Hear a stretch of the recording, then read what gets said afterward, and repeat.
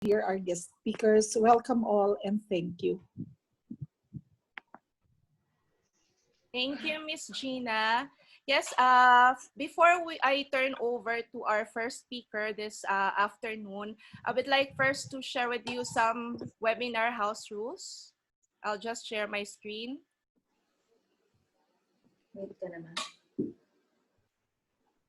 Okay.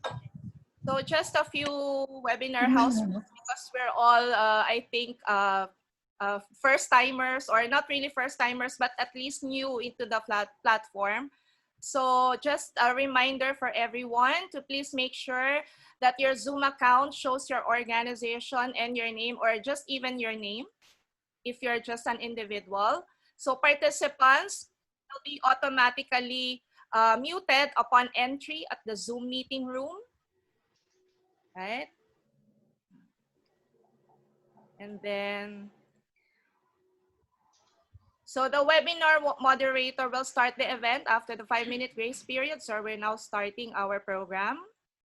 And during the open forum, this is very important, the moderator will call those who will raise their hands first or type in their questions in the chat box. So the raise hand icon is at the participants.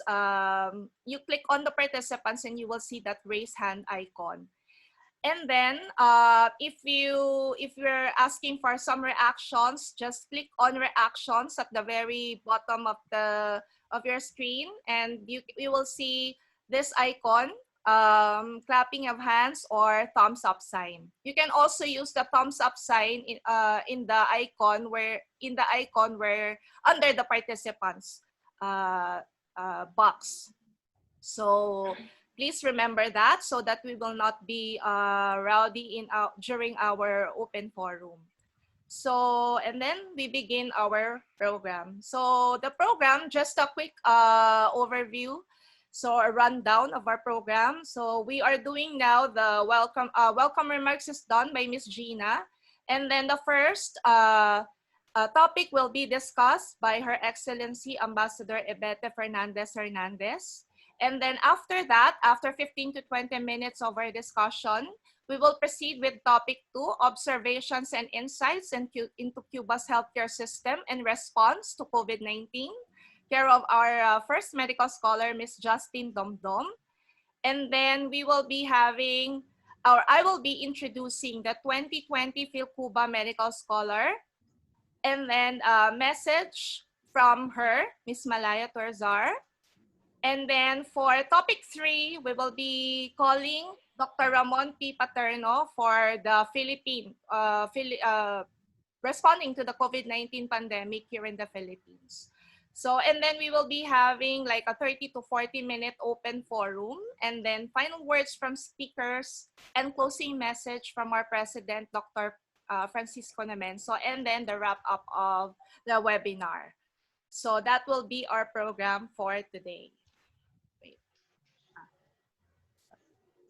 All right. So for our first topic, this is entitled Highlights of Cuba's Healthcare System Response to COVID-19, Advances in Medical Research and International Medical Solidarity Work to be given to us by Your Excellency Ambassador Ibete Fernandez Hernandez, a Cuban ambassador to Malaysia and a non-resident ambassador to the Philippines. So Cuba's ray of hope reverberates throughout the four corners of the world as calls for the Cuban doctors to be awarded the Nobel Peace Prize are growing in numbers. Recently added on the list of those supporting the call is the known musician Tom Morello. To highlight what makes Cuba's healthcare system win against various crises and outbreaks, their international responses to COVID-19 and achievements in medical research, we are pleased to have with us Ambassador Ibete Fernandez Hernandez. So, ma'am, you have the floor, 15 to 20 minutes. Thank you. Good afternoon to all of you.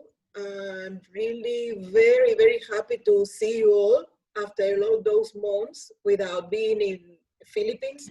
I wasn't expected to have this opportunity because at this time in the year I have been there at least for once time, but unfortunately because of the COVID, I have not been able to travel there, but at least the new normal allow us to see us through the computer and technology. So I'm really, really happy to see you all.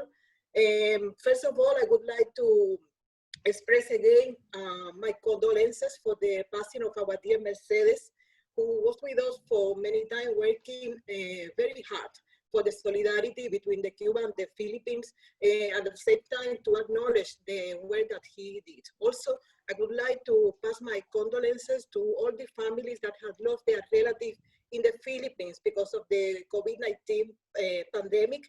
I have seen that the numbers are increasing, and I'm really worried because I see that the response has not been as effective as it's been in other countries. It is normal because experience is needed, and also the population is big, but I'm sure that with the time you will overcome this situation.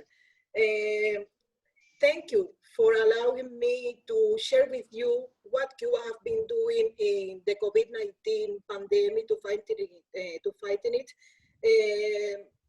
And precisely at this moment that most of the media have been silent, what Cuba have been doing to face this COVID. Cuba, as you know, is a small country, and even with blockade, 4 months without tourism, that is our main source of income, and also spending money out of the plan that we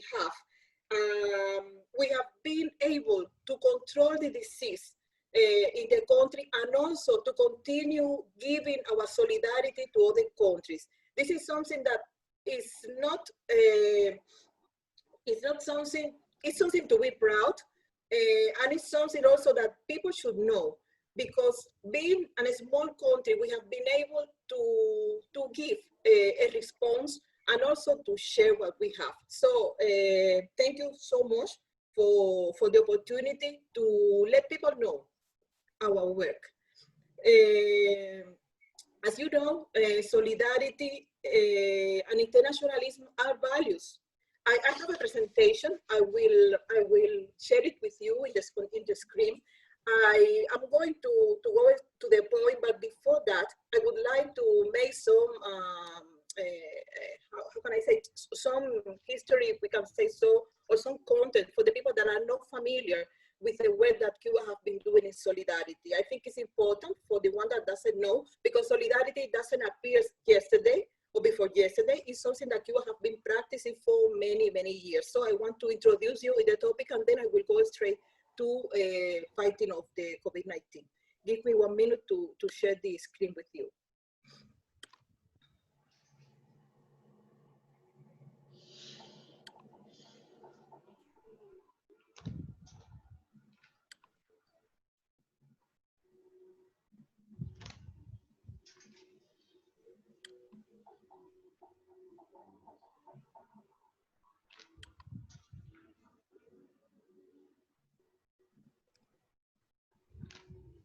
Okay, the Cuba cooperation in health, as I told you, is internationalism and solidarity are values that identify Cuba as a nation. Both have been there since our independence struggles, and at the maximum expression was reached with the revolution of 1959, in which we were able to share and to cooperate with other countries, mostly in health and education. The principles of the Cuban foreign policy converge as a set of diplomatic, economic, and ideological cultural instruments. Amongst them emerged cooperation in the field of health. Many people talk about Cuban medical diplomacy. It's not like that. Cooperation is part of our diplomacy in the way that it gives us the opportunity to foster relations among states and countries. The basic foundations of the medical cooperation are the following, as you can see in the slide. Collaboration constitutes an important axis of Cuban foreign policy as a way for a true integration. It is channeled through central and local governments to seek to create and strengthen an infrastructure that allows to sustainability. It doesn't mean that we go there, we just give our services and we go away. We try to create bases for the people to continue working when medical doctors or co-cooperants go back to Cuba. It is developed based on the sum of potentialities between the countries involved, not for profit, taking into account existing differences and asymmetries.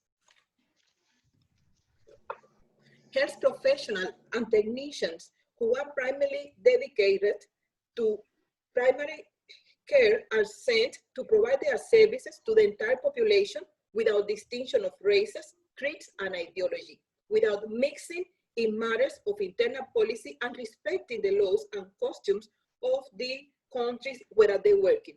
There are many in the campaign that US is advancing at the moment against Cuban collaboration. They are saying that Cubans are an army that are going there to influence on their country's internal policy and point of view. It's not like that. Where Cubans' daughters are going only to the countries to share their knowledge and to service the people. It follows the maximum of responding to the needs posed by the countries receiving the aid. Due to its institutional nature, it tries to benefit as many people as possible and develops the most remote and delayed areas. Cuban doctors are not going to countries to work in the cities. Most of them are sent where the local doctors doesn't want to go. They go to the rural areas to take care of the population there. This is one of the principles of our Cuban health cooperation. It's the same that when we give opportunities to scholarships in Cuba, we don't give it to people that can pay. We give it to the people that have not been able to insert in their education system because the money that they earn is not sufficient to pay for student medicine or whatever career they would like to do. Okay, in order to talk about the beginning of the Cuba collaboration, as I told you, it didn't start from one day to another. When the revolution triumphed in 1959, there were in the country around 6,000 doctors. Half of them went to US and 3,000 remained in Cuba. With a population that more or less about a few millions, they were not enough. And all those doctors were in the city. They were not in the rural areas. That's why we created in 1962 the University for Medicine, to study medicine in Cuba. It was called Victoria de Girón, Victory of Girón. It was an institute of basic and preclinical sciences. It was inaugurated by Commander-in-Chief Fidel Castro in October 1962. At that moment, he announced the decision that Cuba will train doctors for 40 countries and also to send them abroad. That's why after the first graduation of the school, a brigade was sent to Algeria. It was the first brigade. It went there to provide their services for 1 year on the basis of international collaboration. Is in that moment that our collaboration with the other countries start. That marked the official date that collaboration of Cuba started.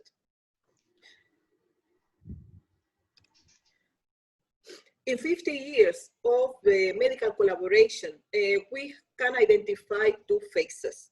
Between 1960 and 1998, they developed internationalism missions, emerging medical brigades in disaster situations, and the training of human resources abroad. Free solidarity support prevailed at this stage despite the limitations imposed by the special period and the resurgence of the blockade. We never stopped. Even in the more difficult conditions, we never stopped collaboration since we started in 1963.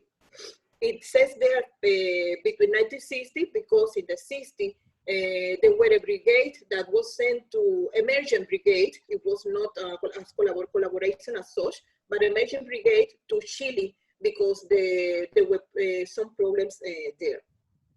The second phase is from years 2000 until today, that the training of human resources, the sending of medical brigades, and the promotion of services of greater added value, such as technology transfer to maintain and increase the presence of the collaboration and maintain Cuba in the world on compensate basis.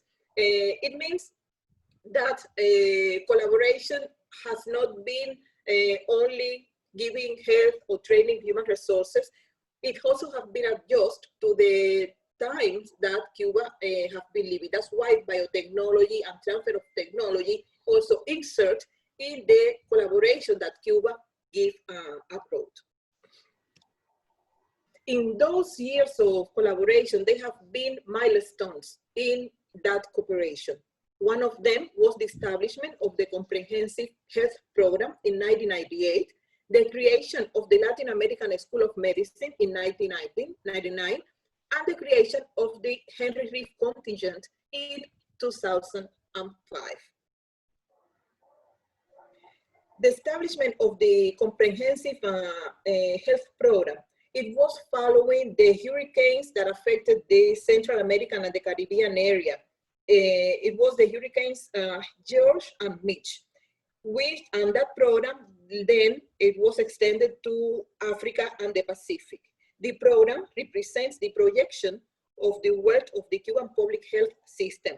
The School of Medicine, that was also another milestone, was created in 1999, as it started there in the slide.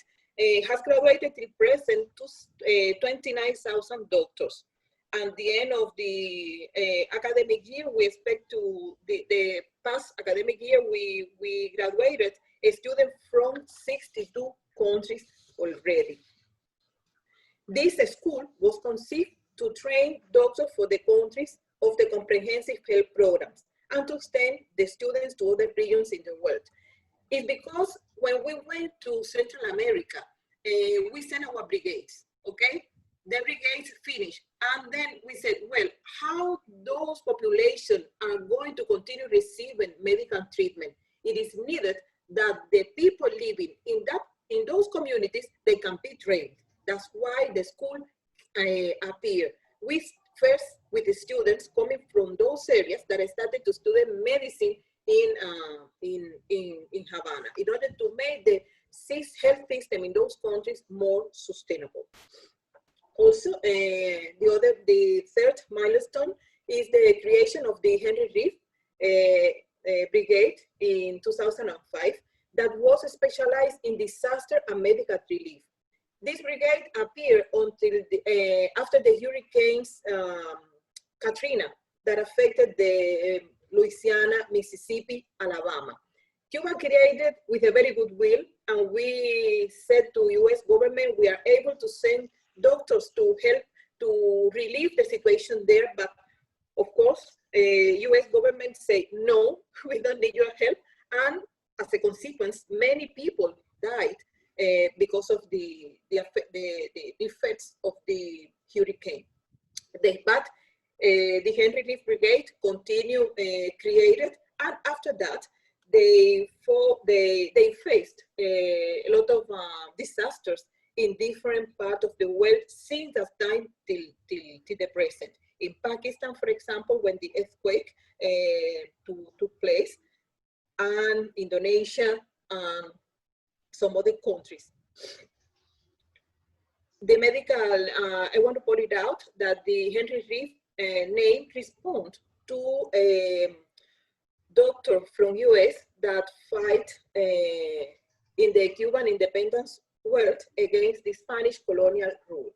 He was a doctor, and he died very young in Cuba. In 57 years of cooperation, Cuba has been present in 164 countries with 4,007 490 cooperants. In 2019, we had 29,000 cooperants in 65 countries. 10,000 of them were doctors. At present, we have more, of course, because of the COVID.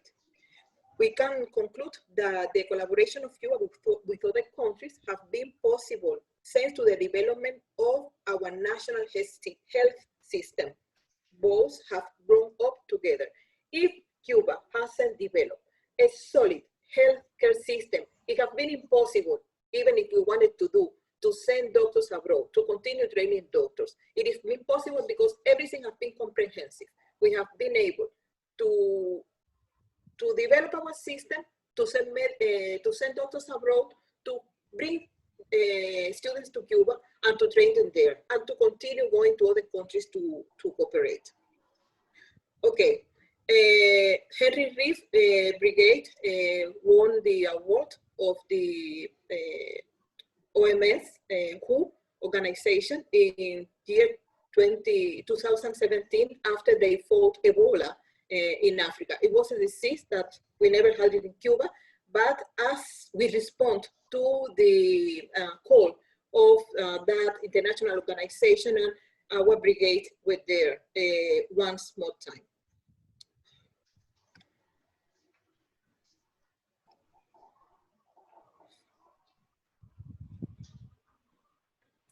Okay, now we are going into the fighting of COVID-19. For Cuba, wouldn't have been possible to have such an effective response to COVID-19 without the integration of all the forces in the country, not only at the level of the presidency or at the level of the people, but also the scientist community and all the institutions that has to do with health. Okay, Cuba relies on his well-structured health system to deal with the COVID-19. This system has two essential pillars: prevention and work at the community level. This is very important. Without this, impossible. Through the press, government structures, political and social organizations, the country has set out to prevent contagion. For this, family doctors and nurses, accompanied by volunteer social workers, visit the population in their homes to detect any suspicious cases and to contribute to the health education. Since the disease appeared in Cuba in March, all those organizations came together. One of the first things was to do active research. It means that we doctors were at the hospital waiting for the people with symptoms to come and to taste. It was different. The nurses, the doctors, and also even the students of medicine that were in Cuba, they went to the houses to find the people that should have or that probably have symptoms of COVID-19.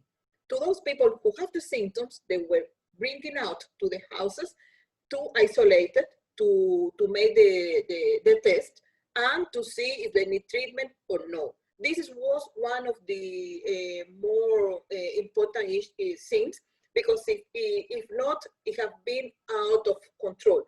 We cannot identify all the people at the same time, because a hospital will be overwhelmed with the amount of people coming. That's why our activists, they went to the houses to find the possible cases. Through the press, government structures, political and social organizations, the country has set out to prevent contagion. Based on the preventive approach of the Cuban health system, the government, together with the health authorities and the scientific community, has designed a plan for confronting and controlling the disease based on the country's experiences and conditions. In addition, tours and territorial meetings were held to train the entire first level of the leadership in the country, and daily meetings on the wealth and country situation were instituted to evaluate the implementation of the corresponding measures. President Diaz-Canel has been at the forefront of this fight against COVID.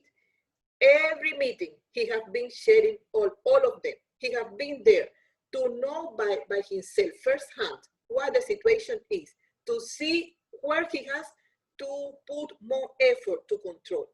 This is also another thing that I think helped to control the disease very effective, because he was there for all the population and always indicating people.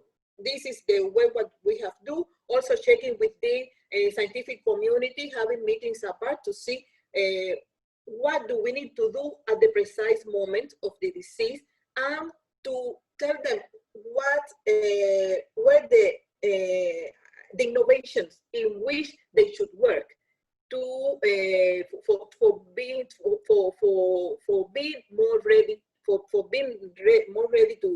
face the disease. An important part of the Conform plan was the study of experiences in the first countries affected by the pandemic and those that present a more critical situation, as well as international protocols. The plan was designed and adopted in pre-epidemic and epidemic stages, with measures according to the complexity of each one.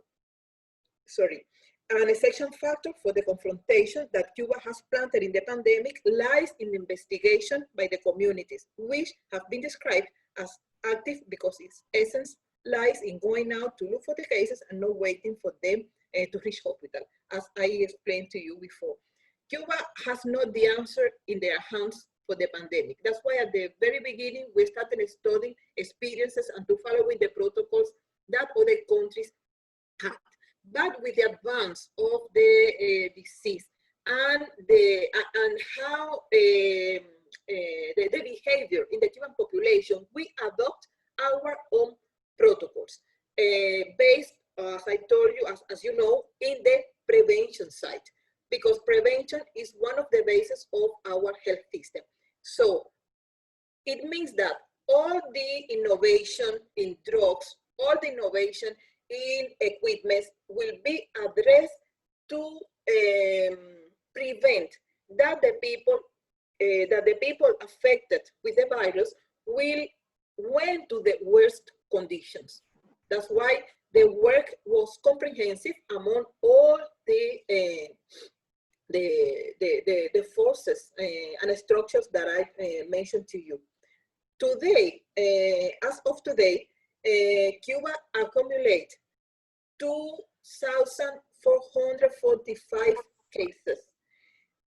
The recovery is at 94.3. It means that 2,304 patients recovered, and we registered 87 people that passed away.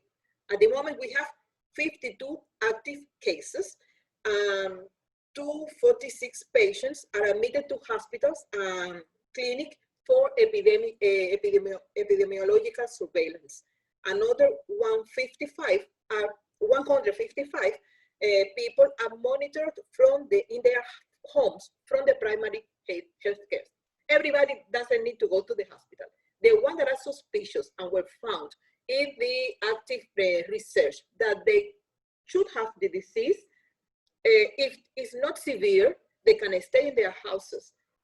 But the ones that are really bad, those are the ones who goes to the hospital. It was how it was conceived. The country at the moment is at the recovery phase, and it will be in stages, of course, depending on the evolution of the cases. Havana and Mayabeque are still in the phase 1, and the rest of the country will go into the phase 3 of recovery because no cases have been detected there. And the Cuban health minister indicated that, of course, we are not free from the danger of returning to a critical scenario, That's why the health of the population continue being important. And that's why also the protocols and the drugs that the system has developed, that the system has developed are addressed to prevention, to avoid that people died. In Cuba, no children has died because of the COVID, not frontaliers has died because of COVID, and also at the moment, we doesn't have patients in critical stages because of the protocols that we have given them. That have been applied, which of course have been a result of the accumulated experience of other countries, but also on the experiences in the treatment of the disease in our own country. The Cuban scientific community has played an enormous contribution. They have put all efforts into the search of medical protocols and treatments that help to fight COVID-19. It has involved from the beginning in the fight against the disease, even before. This is another important thing that we have to mark in our strategy to fighting COVID, that before the disease arrived to Cuba, we already have conceived what the strategy will be. We never wait that the first patient with the COVID appeared. No, before that, everything was installed to face the virus. Having a high-level biotechnology industry in Cuba, which is only found in developed countries, has allowed Cuba to face the pandemic with better conditions. From the start of the spread of the new coronavirus in China, the use of interferon alpha-2b, as you mentioned before, that was manufactured in China when it started through Cuban technology transfer. It was known that this drug will help to reduce or to increase the defense to increase the antibodies in the patients, and that's why it proved to be an important antiviral. The Center of Molecular Immunology, one of the prestigious Cuban scientific institutions, have been involved in the studies of the new virus, even though it is recognized worldwide for research into cancer treatment. That institution was devoted only to cancer, but because of the disease, also they have to direct their researchers into COVID-19. That's why I was telling you that was comprehensive, that was on the need that the Cuban population had.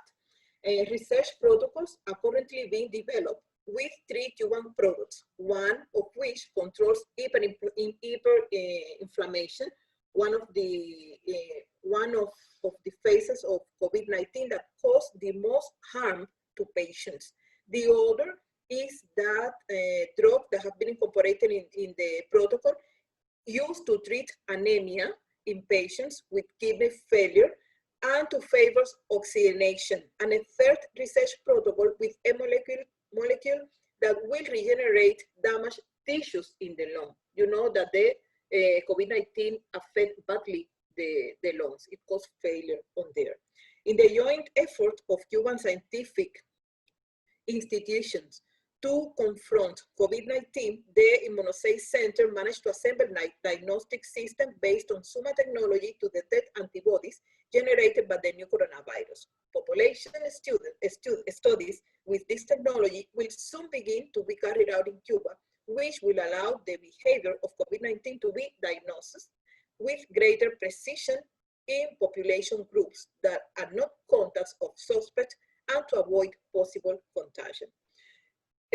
At present, Cuba carried out 22 clinical studies and trials that are carried out to confront COVID-19.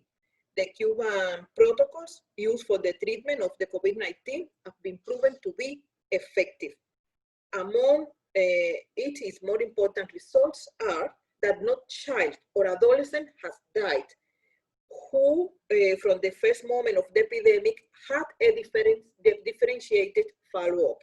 The number of patients who go into a critical and severe state continues to decrease. At the present, as I told you, there is none cases.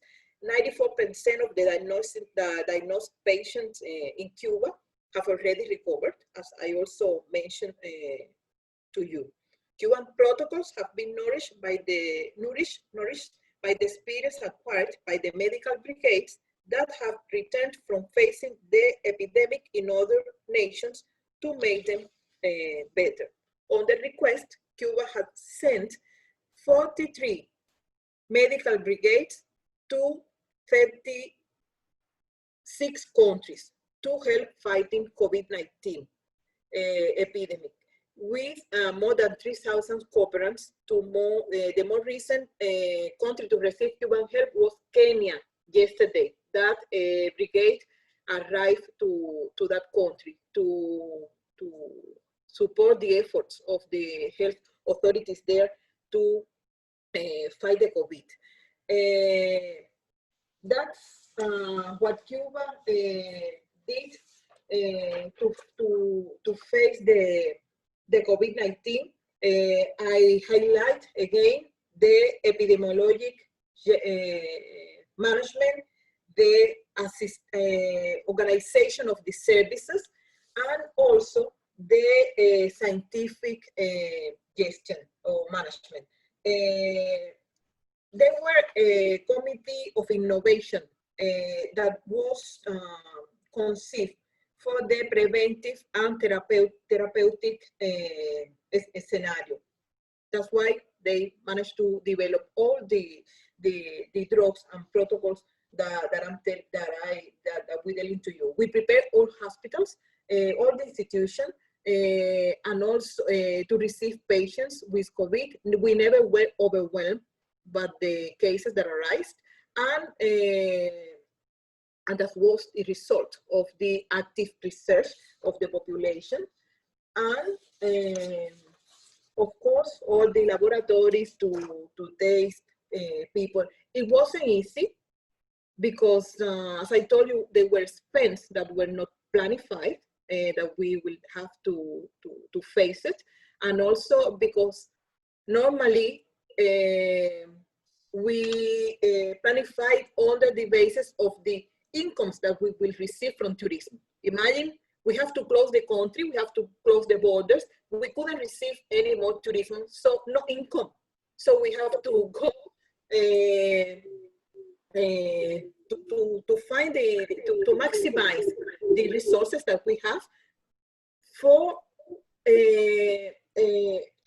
to face the situation in a way that cause the less harm, in the way that not many people died, mostly children, and I think we managed to do it. A lot of effort, but we do it.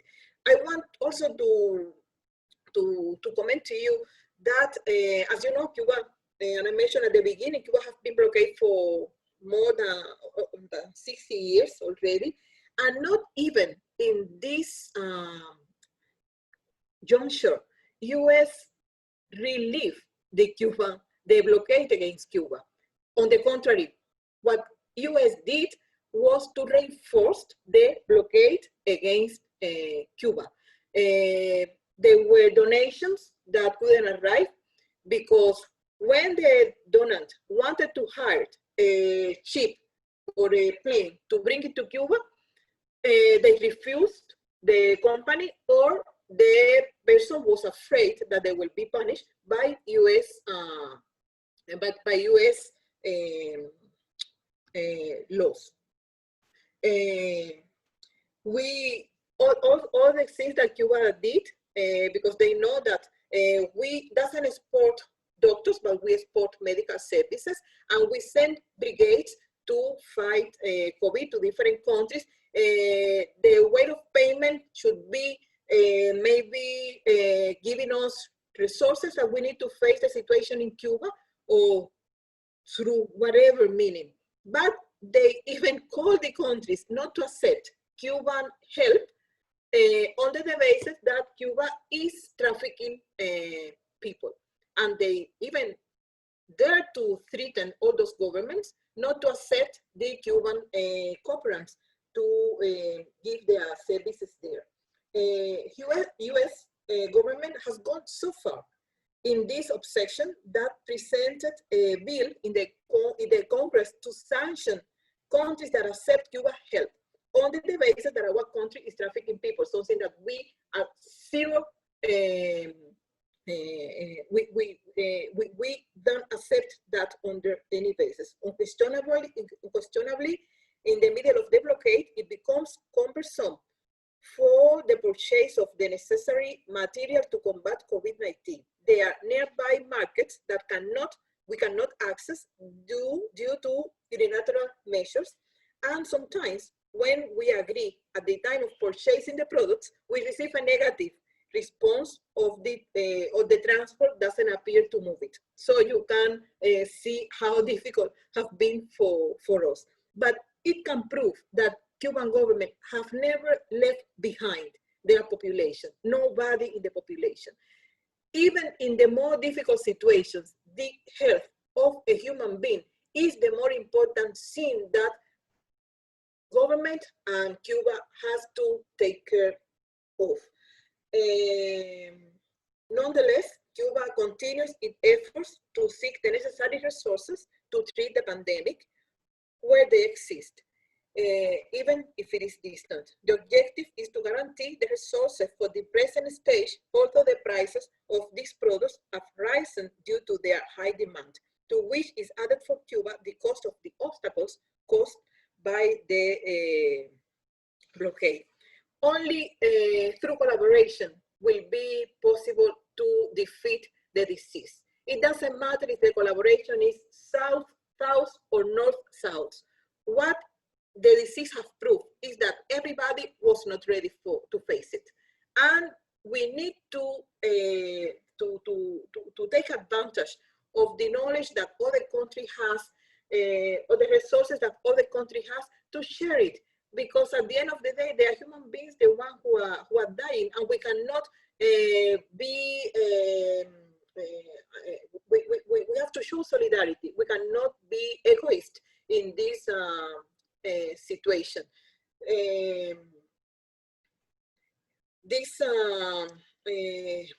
have seen all those days that the response, unfortunately, of the US has been of egoism, and many other countries too. But Cuba will be always ready to help, even though we cannot, we couldn't face all the demand that we have of doctors to be sent to other countries. But at least we have been trying to find ways in which we can share. Through this webinar, for example, that we are having with the authorized or the relevant authorities that has to do with the innovation committee that was created in order to help all the local governments to organize themselves based on the experience that we have accumulated.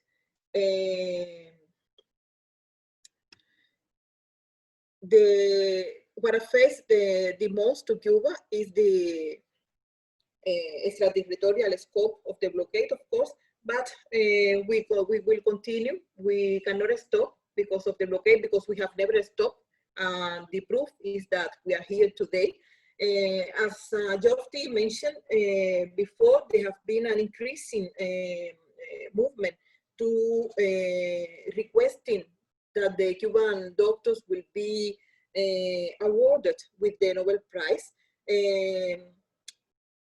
I particularly think that it will be a recognition, maybe a due recognition, but also we need to think, or I want you to think, that Cuban doctors are not going to any country for prizes. They are going to save lives, because this is a conception of our revolution is the conception of our values, the internationalism and the solidarity. And today, more than ever, we have to do it. We cannot just stay in our country and to say, well, whoever have a situation, they can face it by themselves. No, we always will have our hands extended to the one who need it. I just want to end by sharing with you a quote from our president like 2 years ago, but it's something that is very relevant at the moment, and is this one. We share such tremendous challenges that only together and cooperating we can face successfully. Not only COVID, but other challenges that may come. And remember that COVID is still here and will be until a vaccine is found.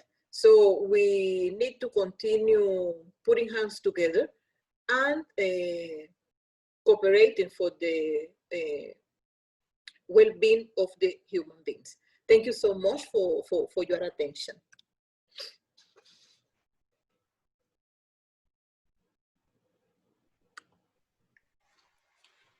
Thank you so much, Ambassador Ibete Fernandez, for that wonderful inputs that you have given us. Indeed, Cuba has shown different ways of international solidarity through the years, and it was really enumerated in your presentation. So one of the ways in providing or giving international solidarity by the Cuban government is through providing scholarships. And we are fortunate, the Philippines is fortunate that we were given one of the scholarships to one of our students here in the Philippines. It is very, I think Cuba was able to exemplify that international solidarity because it was blessed by two internationalists, at least two internationalists that graced the Cuban soil. This is Henry Reeve, who is the Brigadier General during the Cuban Revolutionary War of Independence. That's why it's the Henry Reeve Medical Brigade. And of course, the very famous Argentinian Che Guevara, who exemplified as well another internationalist model. So for our next topic, we will be turning over the floor to one of the first medical scholar of Cuba, given I think last 2 years ago. She will be discussing the observations and insights into Cuba's healthcare system in response to COVID-19. So her name is Justine Domdom.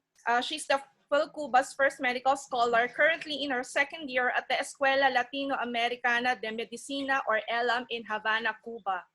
Before coming to Cuba, Justine graduated with a degree of BS Psychology from the Ateneo de Manila University, where she was also a university financial aid scholar.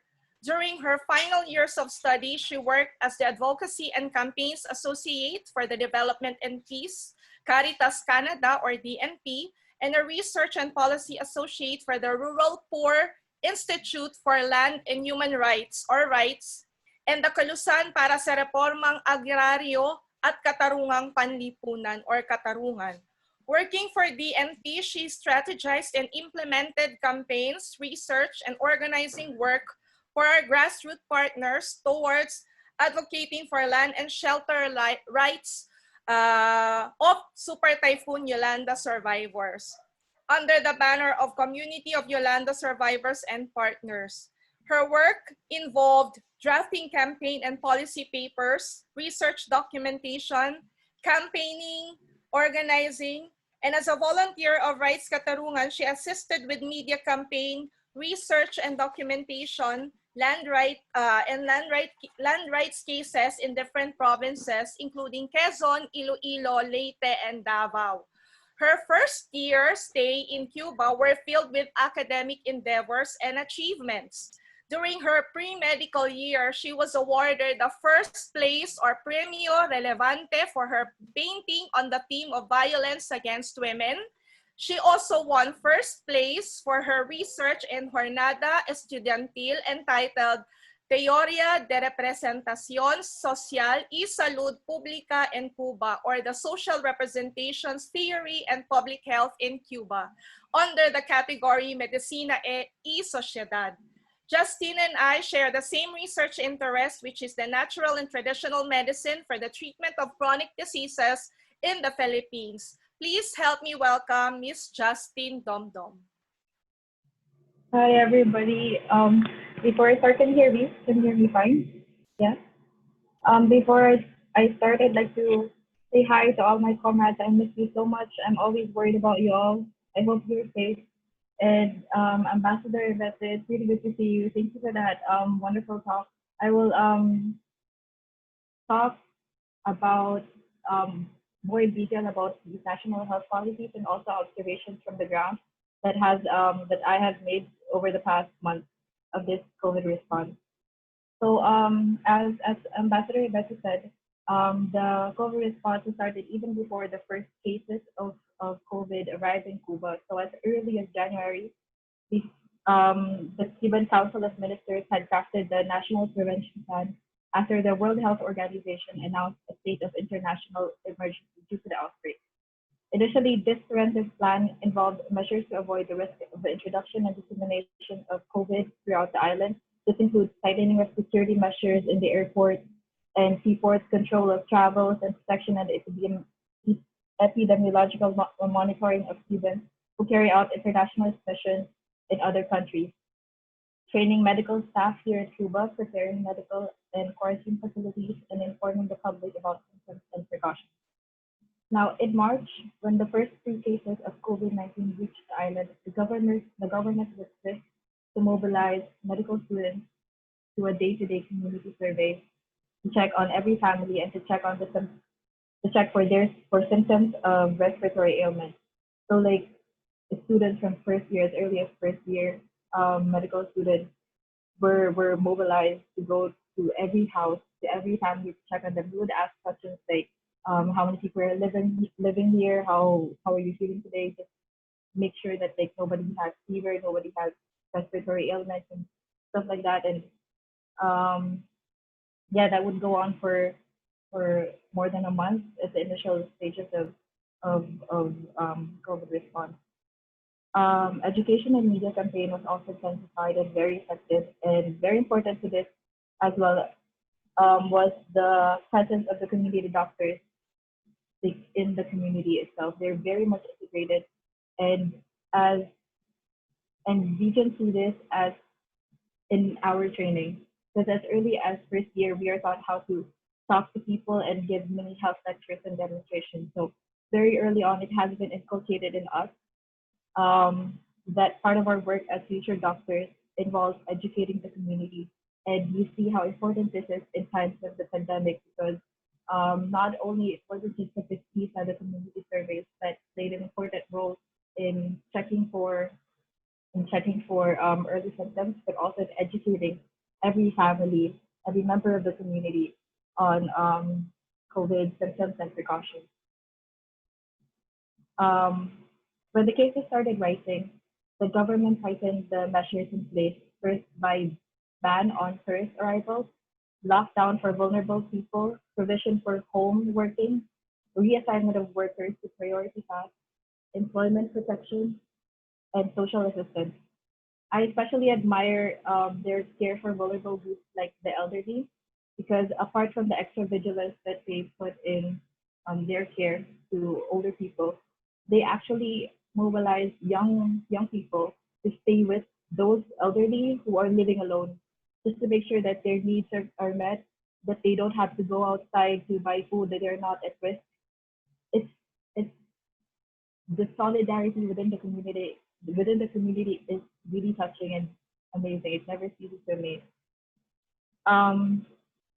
What else? Later on, services were suspended and state and private vehicles and drivers were hired to transport patients and essential workers. Also, here we see that the COVID response didn't only involve medical intervention because a lot of the jobs and livelihoods of Cubans were also put on hold, especially those who had been working on tourism and other economic activities that had to be put on hold were non-essential at the time of the pandemic. So the government didn't only make sure to respond to the medical needs of the community, but also to their economic needs. Because we can't leave people. You cannot leave people. I'm talking to the Philippine government right now. You can't leave people locked up in their houses without jobs and without money to pay to even buy food. So like the Cuban government, yes, first made sure that the people who had to lose their jobs were reassigned, or they found other jobs for them. For example, those who were bus drivers, because transport was put on hold, they were assigned to different jobs like transporting medical, like essential workers from their jobs and to their houses, and also working in hospitals, stuff like that. They made sure that the people were fending for themselves, were able to fend for themselves. And what else? It was also incredible that Cuba was able to employ RT-PCR testing. I'm sorry, make sure. RT-PCR testing on a wide scale despite the limited resources. By May, Cuba was leading in the Caribbean region with the ratio of tests to reported cases at 25 to 1. This beats US's 5 to 1 and UK's 4 to 1 ratio of tests to positive cases. We're also giving this medicine to everyone in the community, literally everyone, to boost their immune system. It is like I'm not familiar with the drug, but it supposedly helps boost your immune system to just prepare us for phase 1 when quarantine was lifted. So it's amazing. Receiving free medicine is always amazing. And around the same time, they have modified the protocol to have 2 phases. So again, as Ambassador Yvette have mentioned, the protocol adjusts according to the needs of the country. And around this time, the protocol had 2 phases: one preventive, and the other one as the medical attention to COVID positive patients in different stages. So the Atención Primaria de la Salud, or primary healthcare (APS), plays a fundamental role in the identification of vulnerable people, in the detection of patients, and in surveillance and accompaniment of the recovery of those affected. So among the main responsibilities of the primary healthcare were: first, enable differentiated consultations for patients with manifestations of acute respiratory infection in polyclinicals. Second, provide means of protection for the personnel who will work in the differentiated consultations. Third, conduct an interrogation and physical exam of the patient, which allows an evaluation of the patient and her case classification. And fourth, execute the active investigation of the entire population to identify cases with acute respiratory infections, as well as contacts and suspects. So the protocol also detailed specific measures in handling suspicious cases, criteria for determining whether a patient should be brought to the ICU, general considerations for pediatric and gestational care, etc. Okay, now the second phase of this protocol is again on the care for COVID positive patients, and it details how to prevent and control infections during their care. It is also interesting to note that Cuba has been developing a very promising COVID vaccine, the CIGB-258. Now, I think the development of interferon is also very promising, but from what I see here, this other one, the CIGB-258, had an 84% survival rate, 72% of critical illness patients, and 90% of severe cases recovered from the virus within the vaccine season. So, I mean, it's still developing, but it's promising. We'll keep that in mind to keep track of the development. Okay, in the past week, we are happy to know that we have entered phase one. We're happy to tell you that we have entered phase one of three of Cuba's most recent protocol on post-COVID response. So you see how there have been protocol on prevention, there have been protocol of how to handle prevention and treatment during this time, the peak of the crisis of the pandemic, and now we're on this like post-COVID transition protocol. They have established three phases based on different criteria. First, incidence rate. Second, reproductive incidence. Third, active cases. Fourth, number of positive cases with known source of infection in the last 15 days.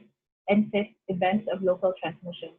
So health measures and the gravity of which will depend on which phase we are in. For example, so Havana is in phase one, right? That means that we're just slowly transitioning because we still have active cases, while all of the other provinces which don't have active cases anymore are already in phases 2 or 3. So, for example, preventive measure of using Nasobuco, the face mask. For Havana, which is in phase one, it has to be used like all the time, with like all like public activities involved. But for places that are labeled phase 2 or 3, just at places with like a lot of people. So that's just an example. It's just like the use of Nasobuco face masks, but like other preventive measures with regards, for example, to transport and to other economic activities depends on these three phases. Okay, so the bottom line is, I think what separates Cuba from the rest of the world and this incredible work, I think, has been mainly because of this, like, of the philosophy of the socialist system that prioritizes people over economic gains in any given situation, not just in the pandemic.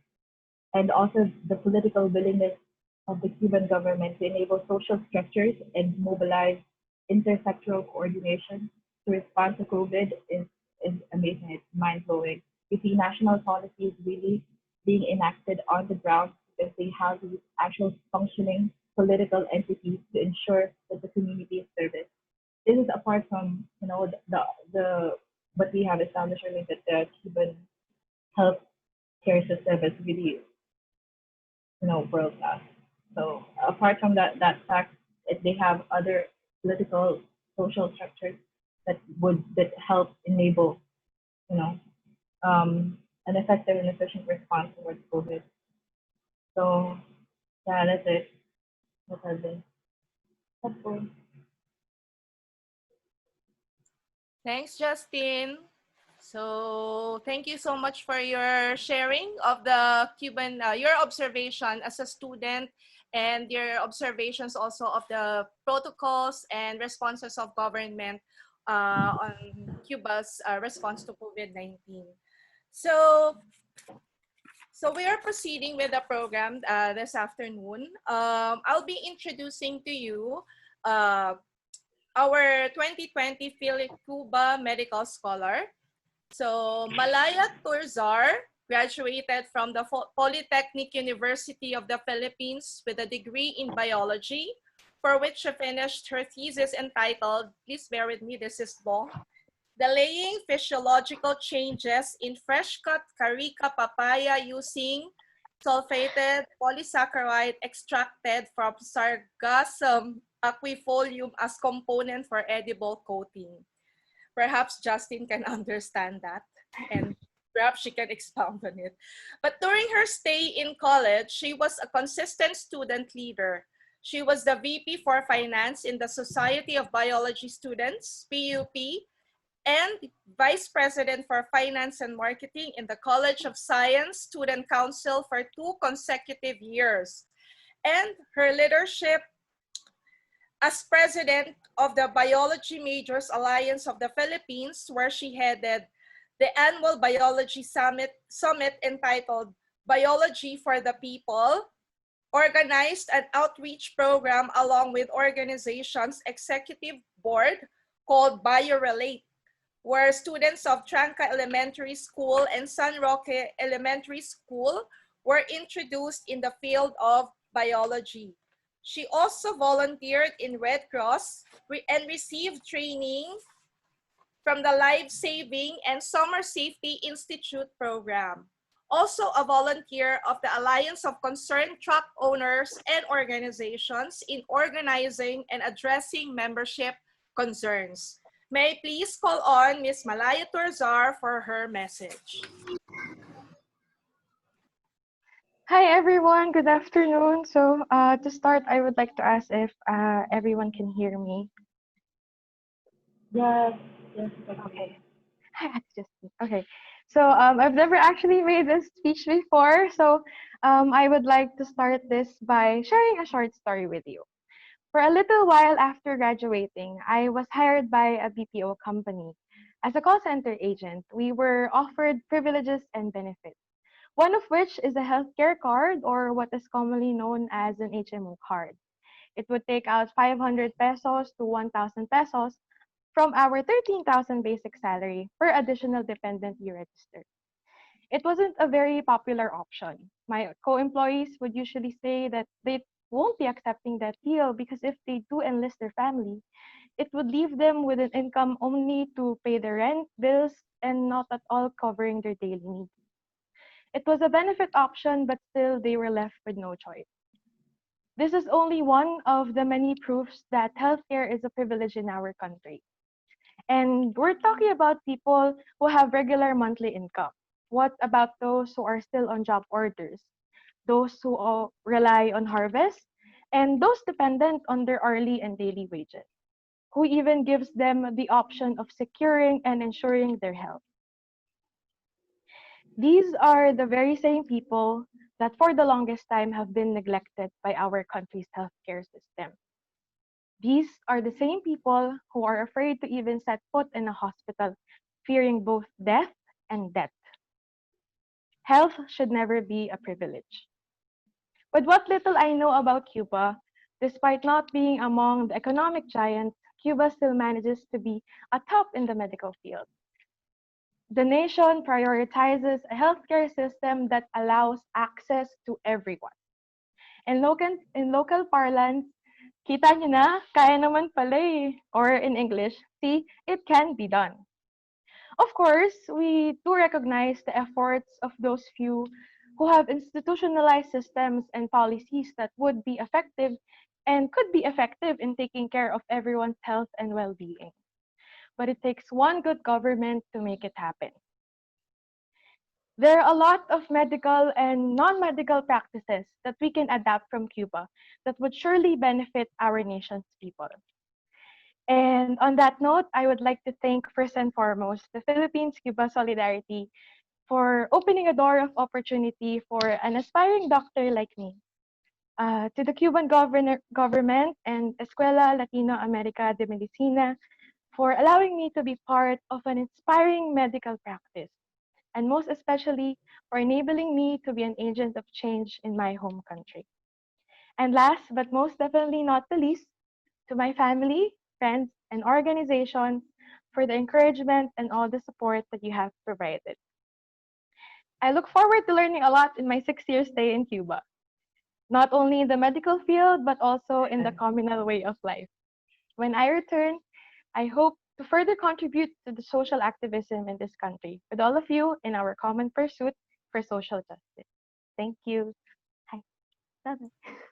Thank you, Malaya. That's very good to hear from coming from a very young, aspiring doctor like you. Thank you so much.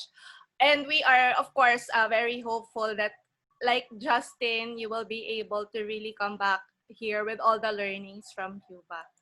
All right, so we proceed with our program for this afternoon, and we would like, of course, to hear from our home front in the Philippines, although I know that you know the news and you know the data, the information that is coming, because most of us here are quite active in the health advocacy. So we've been privy to information and data that maybe some are not privy to. However, of course, still there remains Tapos na. improvement that we need to hear from our respective experts and advocates. So before I turn over the floor to Dr. Ramon Paterno, I would like first to recognize some of the people who are here also with us. I believe Ma'am Eta Rosales is here with us. Thank you for gracing us this afternoon, ma'am. Thank you po. She wants to be called a teacher, but she was our former Commission on Human Rights chair. And Professor Roland Simbulan is also here with us. Thank you for coming. Some of the other health advocates also, like Ralph de Golashon from Health Justice is also here. Also, other friends from the movement, like Ate Inday Olayer is here as well. Hello, good afternoon po. Miss Amihan is also here.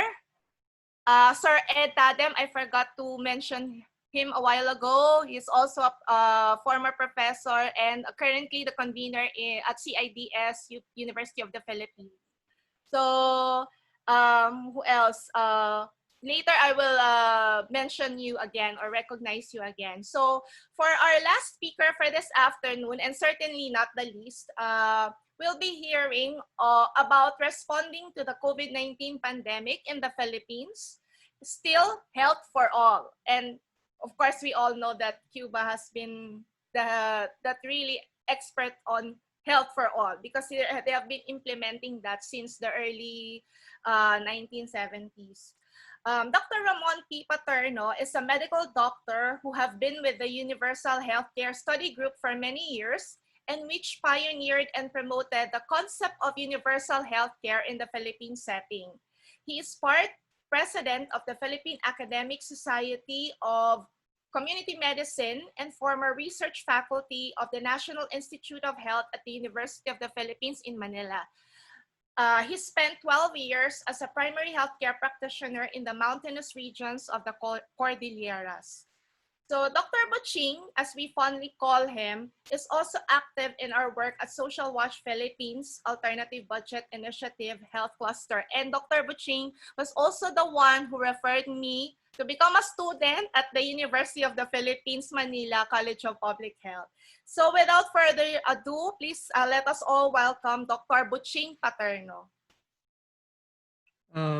Jofty, can I share the screen? Yes po, sir. Yes po, Doc. Okay, this is the one.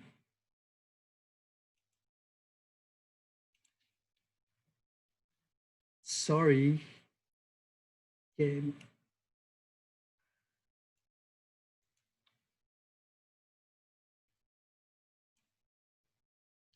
So I'd like to share with you, but this is really in broad strokes, the Philippine response to the COVID-19 with health for all still now more than ever. It's a global pandemic needs a global response. But before I proceed, I'd like to greet Ambassador Fernandez and all the compañeros y compañeras aquí. So that's all my Spanish. It's not going forward. I'm unable to advance. Okay. At first, we all thought, those of us who are looking at our response, that we had an initial seeming success. We thought for a while that we had COVID-19 controlled. At the national level, you could say we applied an all-of-government approach with the DOH-led Interagency Task Force on Emerging Infectious Diseases. And this was under the National Action Plan versus COVID-19, headed by Defense Secretary Delphine Lorenzana. Note that most of our government agencies are headed by retired military generals. We implemented travel restrictions from China and Korea, although some of us observed that it might have been one day too late for each country, and we declared an early lockdown. We also had an all-of-health systems approach. The DOH early on identified individuals and families as the first line of response, hospital as a last line of defense. We had, unfortunately, limited testing capacity, and it seemed that the validation of our test results had a 3-week delay because data for the testing was being encoded manually. It did bring some time for the health system to prevent it from being overwhelmed, and also our social health insurance, PhilHealth, provided COVID-19 benefits early on. I call it a grudging all of society response because initially the IATF, I think, was not comfortable with all the initiatives being shown by our NGOs, our academic institutions. For example, a group of architects contributed a design for an emergency quarantine facility. I also understand Ateneo students stranded in Ateneo came up with a design for facial masks. Also, in this case, we also knew that textile industry people were trying to produce medical grade PPEs. And of course, we had local government success stories. We've had best practices of several governors and city mayors in addressing COVID-19, much of which had to do with implementing our universal healthcare law while addressing COVID-19.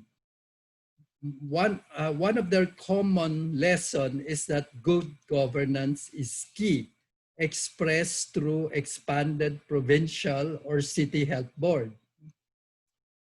For the city, I think the city of Pasig with the leadership of Mayor Vico Soto stands out. Community participation was also deemed essential, giving play to people's creativity. Public-private partnership was also essential in addressing resource poor government health facilities. We noted that some provinces designated COVID-19 and non-COVID-19 health facilities to be able to continue addressing COVID-19 while at the same time ensuring access to health care of non-COVID-19 patients. Unfortunately, our national government did not adopt this policy of designating COVID and non-COVID hospital.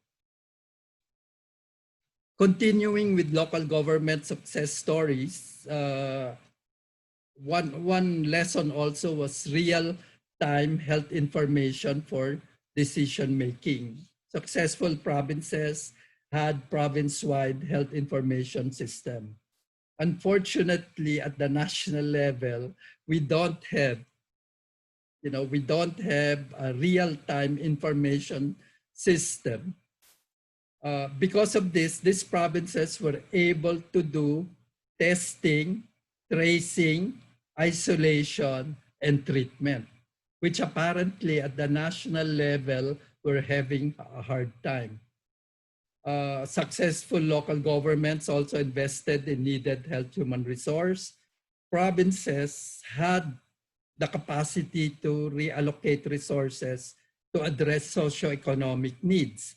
For example, in this province, they distributed cows, carabaos, chicks, fingerlings as a form of social amelioration program. In other words, some local government units and the city of Pasig were applying the framework of Alma Ata primary healthcare. In many ways, in a small scale, trying to do what Cuba was doing. Unfortunately, well, even let me backtrack a little. We thought we were in control of COVID because by the end of June 30, our spokesperson, Harry Roque, declared victory over UP statistical scientists who predicted that by end of June, we will have 40,000 cases, COVID cases. So at that time, we had less than 40,000. But look at the reporting as of July 18, which is hardly 3 weeks from that victory dance of our esteemed Harry Roque. We now have 65,300 confirmed cases. That's an increase of 25,000 cases in a matter of less than 3 weeks. We are afraid our health system will soon be overwhelmed. We might even reach 80,000 by end of July. And this is how our epidemic curve is looking. Up to about July 9, it was peaking. We have a slight dip after July 9. Daily new cases on a 1 week average for the Philippines.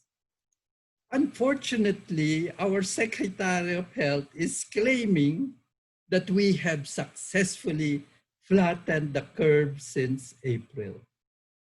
Note the disparity between what we are seeing and what our national leadership is declaring. And apparently, the only way to have flattened the curve is to invert the curve. And this was reported by CNN. This was the beginning of February. And this is the sometime in July. If you invert the curve, it will look like we are flattening the curve, but we're just fooling ourselves. So what was key in the local government? We are not experiencing it at the national level. What we're noting is we have governance at the national level, if you say, by privilege. Those who are in command, those who are supposed to be imposing quarantine rules like General Sinas, the one in orange of the Philippine National Police, broke quarantine rules by having a party of more than 50 people during his birthday. This is our spokesperson having a vacation with dolphins in Subic. And they're the ones who are supposed to be increasing, implementing the quarantine rules. So how can you inspire people to follow when your leaders are not showing it by example? And, you know, Filipinos, when it's time of disasters, are able to still make fun of the situation. And here you have President Duterte as the class president talking what we can implement. No? Basically, what you will see here are all the anti-poor policies being implemented at the national level. Modernization of the jeepneys will put the jeepney drivers out of work. They cannot afford the new e-bus or something, the e-buses. The Balik Probinsya program inadvertently helped spread the COVID to the provinces from national capital region. And then, of course, we all know national government passed the anti-terrorism bill. It's now a law. And while all these issues are confronting the problem, the country, Congress is concerned about changing the name of our national international airport. So, a highly militarized national government, how does it respond to COVID? With armed personnel carriers and guns to seek out people with COVID-19.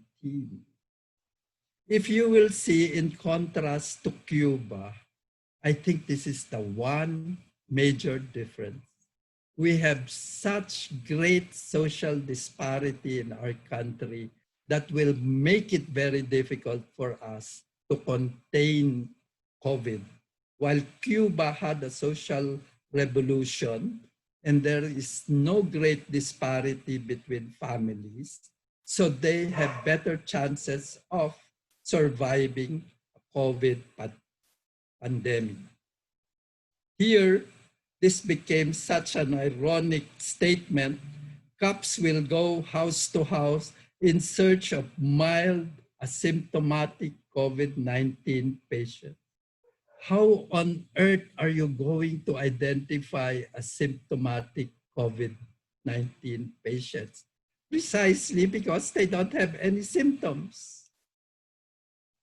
As early as March 25, the Makabayan Bloc in Congress called for learn from Cuba to address COVID-19. It's not only Cuba that we should learn from, we should also learn from Vietnam, Thailand, because these are countries with very near socioeconomic development to us, and they have been able to address the COVID pandemic. So, in ending, a united Filipino people will prevail. This is a recent picture of healthcare providers in a government hospital, the San Lazaro Hospital, protesting the lack of PPEs. They left their shoes outside of San Lazaro Hospital. And then this was the recent protest against the anti-terrorism law. Look at how the protesters are wearing masks. And then, of course, we've been following the protests in the United States, how the Black Lives Matter, they assembled in spite of COVID-19. And we saw how this movement spread all over the world. So I'd like to end with El Pueblo Unido Jamás Será Vencido. So thank you for giving me a chance to give a situationer on the Philippine response. I end with that call. We need help for all Filipinos, not just universal health care. The call for help for all Filipinos, for all people of the world is as valid now as when it was raised in 1978. Thank you very much. Thank you, Dr. Buching. Pwede na ba? Health for all, yes. Health for all still. From 1978 until the present. So thank you very much for that very brief and concise description of what our COVID-19 response looks like in the Philippines. So now we're we're having the open forum. So before that, I would like to first recognize some of the people here also again. So we will be, I think, extending a little bit of time because we gotten overboard with our time. So we have also in the inside Zoom, Dr. Sylvia De La Paz, Ate Pat Gonzalez, kasamang Danny Caranza, Byron Bocar, Edel of Medical Action Group, Elizabeth Doco, one of our health advocates, who are persons with disability health advocate in Abbey Health. Emily Beridico, I think she's very interested with what Justin said about the vulnerable older people, because she is the executive director of the Coalition of Services for the Elderly. So Ate Amian is also here. Miss Dulce Natividad is also here. And Sir Dr. Jonathan Tavier is also here. So thank you very much for being with us this afternoon. So again, I would like to reiterate our rules lang for the open forum. Please recognize, I'm going to recognize your names first before calling you. Even if you had a chat, you type your questions in the chat, I will try to call you if you want to personally give your questions. And then, or you may raise your hand. I saw a hand raised a while ago, but I don't know the name. But I think that person already left. There. There. But I don't know his name. It's only Jesus that's here. So I don't know. Anyway, so I will be calling 3 persons to discuss their questions. All questions are, I think, addressed to Ambassador Ibete. So the first one who actually asked the question is Sir Ed Tadem. Are you willing, Sir Ed? Do you want to raise to give your Yes, question? yes. First of all, thank you very much, Excellency Ambassador Ibete Fernandez, for your very informative discussion of Cuba and its responses to the COVID-19 pandemic. It's really extremely inspirational and really a model. When you show the map of countries where Cuba has sent medical brigades, I'm saddened because I do not see the Philippines there as one of the countries where, but I guess that's the Philippine government's fault and not the Cuban government's fault. But anyway, I was just a bit intrigued because this is my question actually. When you presented the various measures that Cuba has been undertaking, you seem to be focusing on the developing of drugs. In other words, treatment. But is Cuba also trying to develop a vaccine instead of just developing drugs? That's basically my question. Thank you. Yes. Thank you very much for your question. Yes, Cuba is trying to develop a vaccine, but you know, a vaccine takes time and a lot of resources.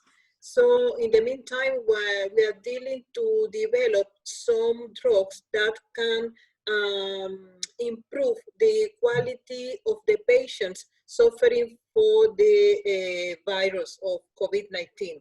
In terms of antibodies, in terms of lungs inflammation, and also in treating another, how can I say, another conditions that the patient may have that can make difficult to treat or can increase the critical stage of the patients. The vaccine, of course, have been in our eyes, but it's something that won't be all of the sudden. We are more focusing in the prevention and on the improving of the quality of the patients suffering for the disease. That's Thank you very much, Ambassador. Thank you. Most welcome. Okay, thank you for that question. Next question. Wait, I think I need to call this person Jesus. Do you want to ask a question, sir? I can see you in the video. Jesus. I guess not. Okay, so I'll go to the next question in the chat box. It's asked by Sir Ferdy Lianes. Sir Ferdy, do you want to ask the question yourself? Yes, I Okay. will answer the question. Okay. Good afternoon, buenas tardes, Madam Ambassador. Thank you for your affirmative lecture or talk. Affirmative because we have been reading a lot on what the Cubans are doing, and it's everywhere in the internet. But my question is really very basic. I just want to know the demographic profile of those who died. The age bracket, the work that they have, and the areas where they are located. Because here in the Philippines, I think it is now cutting across all ages, although the concentration is from about 50 to 70. This is the concentration of the death. But it's now really running across a broader bracket, no? And it's everywhere. In Cuba, do you have a specific, demographic profile of those who died? Like, for example, do they also have comorbidities or existing illnesses? What exactly caused the deaths of these people who died, related to COVID? By the way, Jofty, Yes. can I also ask a question later to Dr. Ramon Paterno?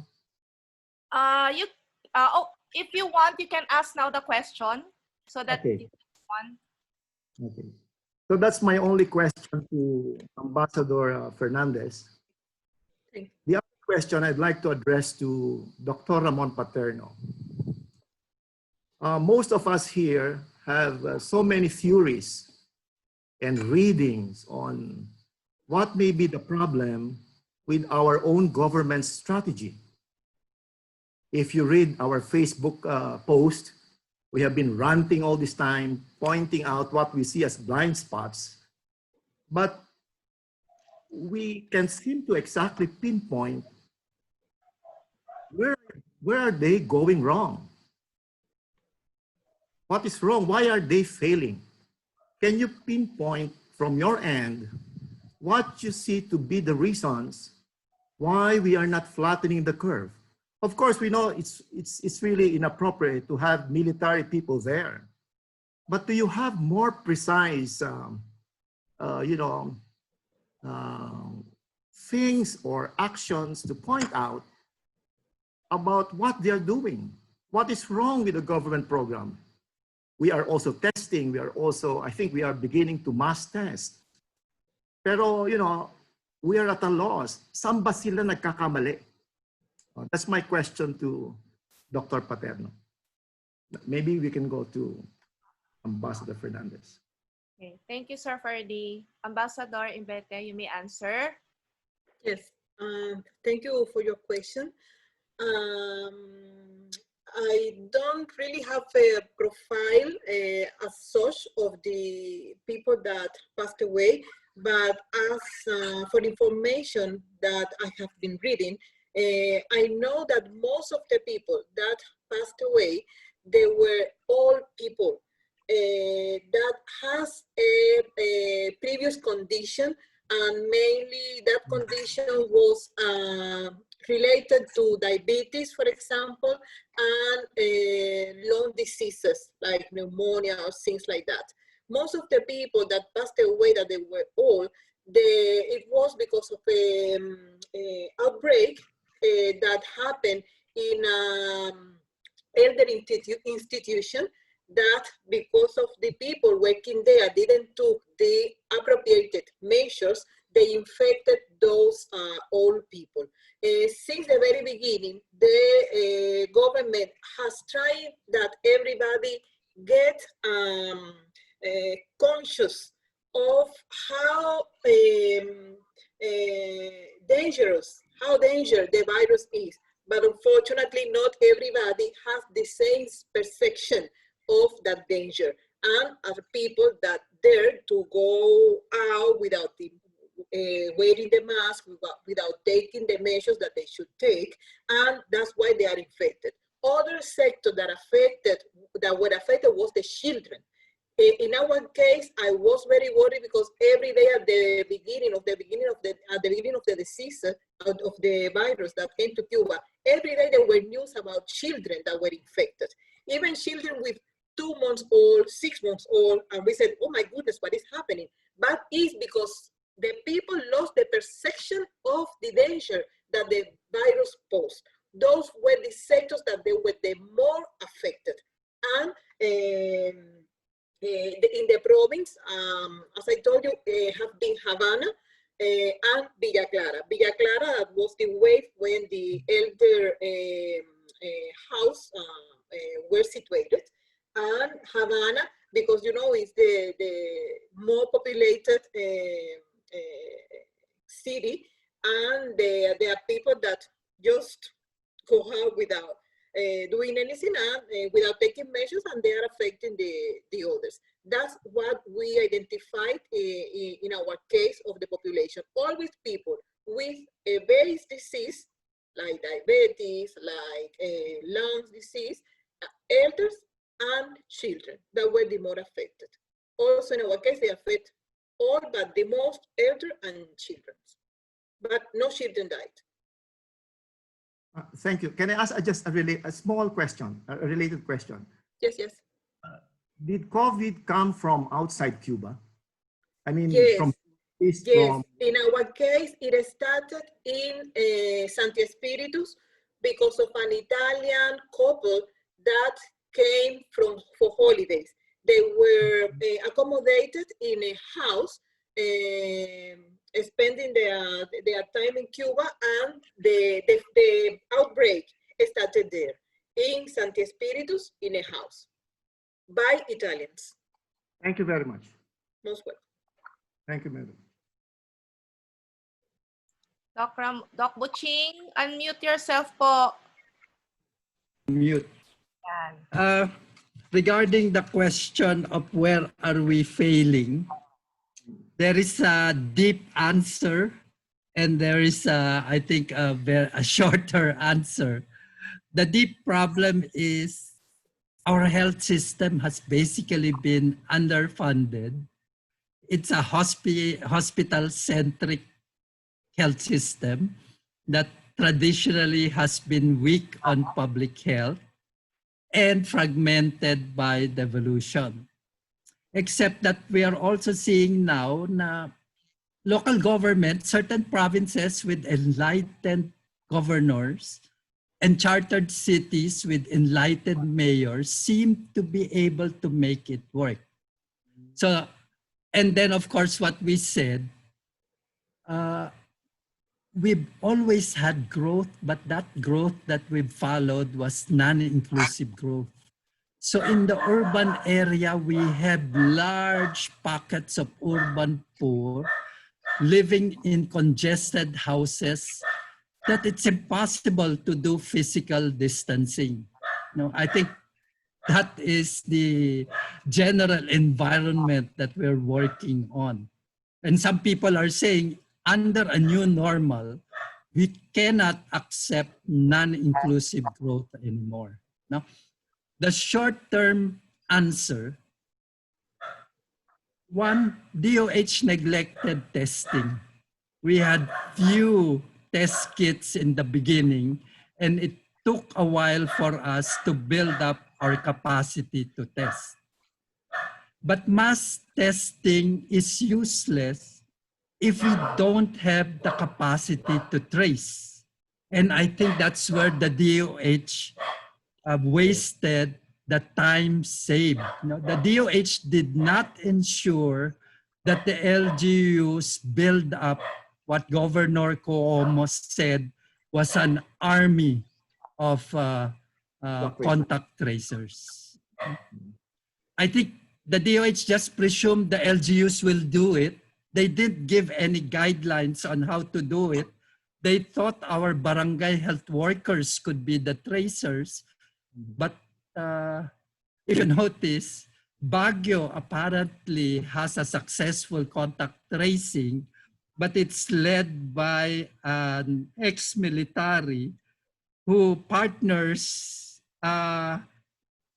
security officer with a health professional, because he said to contact trace is like you're going after a serial killer, and you need to know the questions to ask so that you can trace the people that your suspected case has been in contact with. So it needs skill. I think the DOH just presumed LGUs will be able to build it, or our barangay health workers would be able to do it. But apparently, you need a higher capacity to be able to do correct contact tracing. So even with the testing and the DOH validation of testing has, I think, almost, might have almost a 1 week delay, plus the incubation period of COVID is about 2 weeks. So we are describing an event that happened 3 weeks ago. And it's so hard to contact trace if your results are coming 3 weeks late. Your contact might have left already or has infected so many other people. I think that's where we're failing. And well, we still have to do something about it, or else we're going to be overwhelmed. Thank you very much. Thank you very much. Thank you, Doc Butching. Thank you, Sir Ferdy, for that question po. Yes. So, may nakapila lang po. Ay, nagtatas ng kamay, sir. I'm sorry. Ma'am Eta, you're on the list. I will call you later. I will just call first the ones that chatted their questions. So, the next question here is from Niva. Is Ma'am Niva still here? Niva Gonzalez? Yes. Yes, Ma'am Niva. It's your turn to ask the question. Okay. Good afternoon. My question is, I've been following some of the COVID cases. And one common among the COVID cases is that there's a lack of oxygen for the patients. So if you are COVID positive, for instance, you need to monitor your oxygen level because it is critical. And one doctor, Dr. Zach Bush, has said that the lack of oxygen, which is called hypoxia, was also observed in SARS, in the SARS cases before. And he said that this is similar to cyanide poisoning. And one antidote for that actually is the cyanide, anti-cyanide toolkit, which can be used to address the lack of oxygen or the lack of capacity of the blood to absorb oxygen. I'm just wondering whether this has been tested in Cuba for the COVID patients.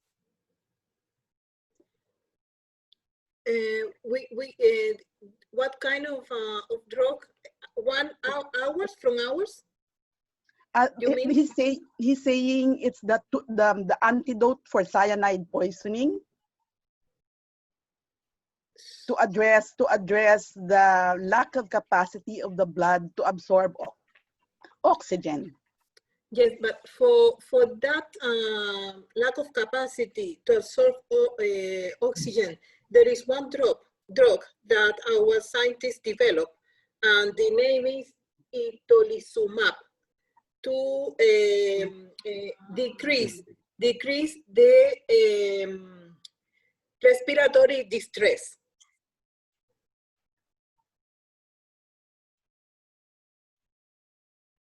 Do you understand?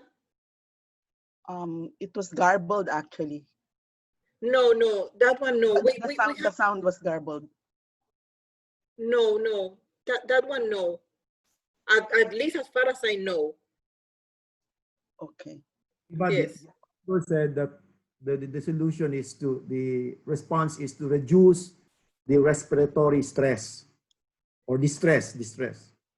Yes, that's what we created, one drug for that, to reduce it, because we don't have the capacity, for example, to build the respiratory machines. It's now in October that we will have the first 500 that will be built by us, because for us, because of the blockade, it's impossible to buy it abroad.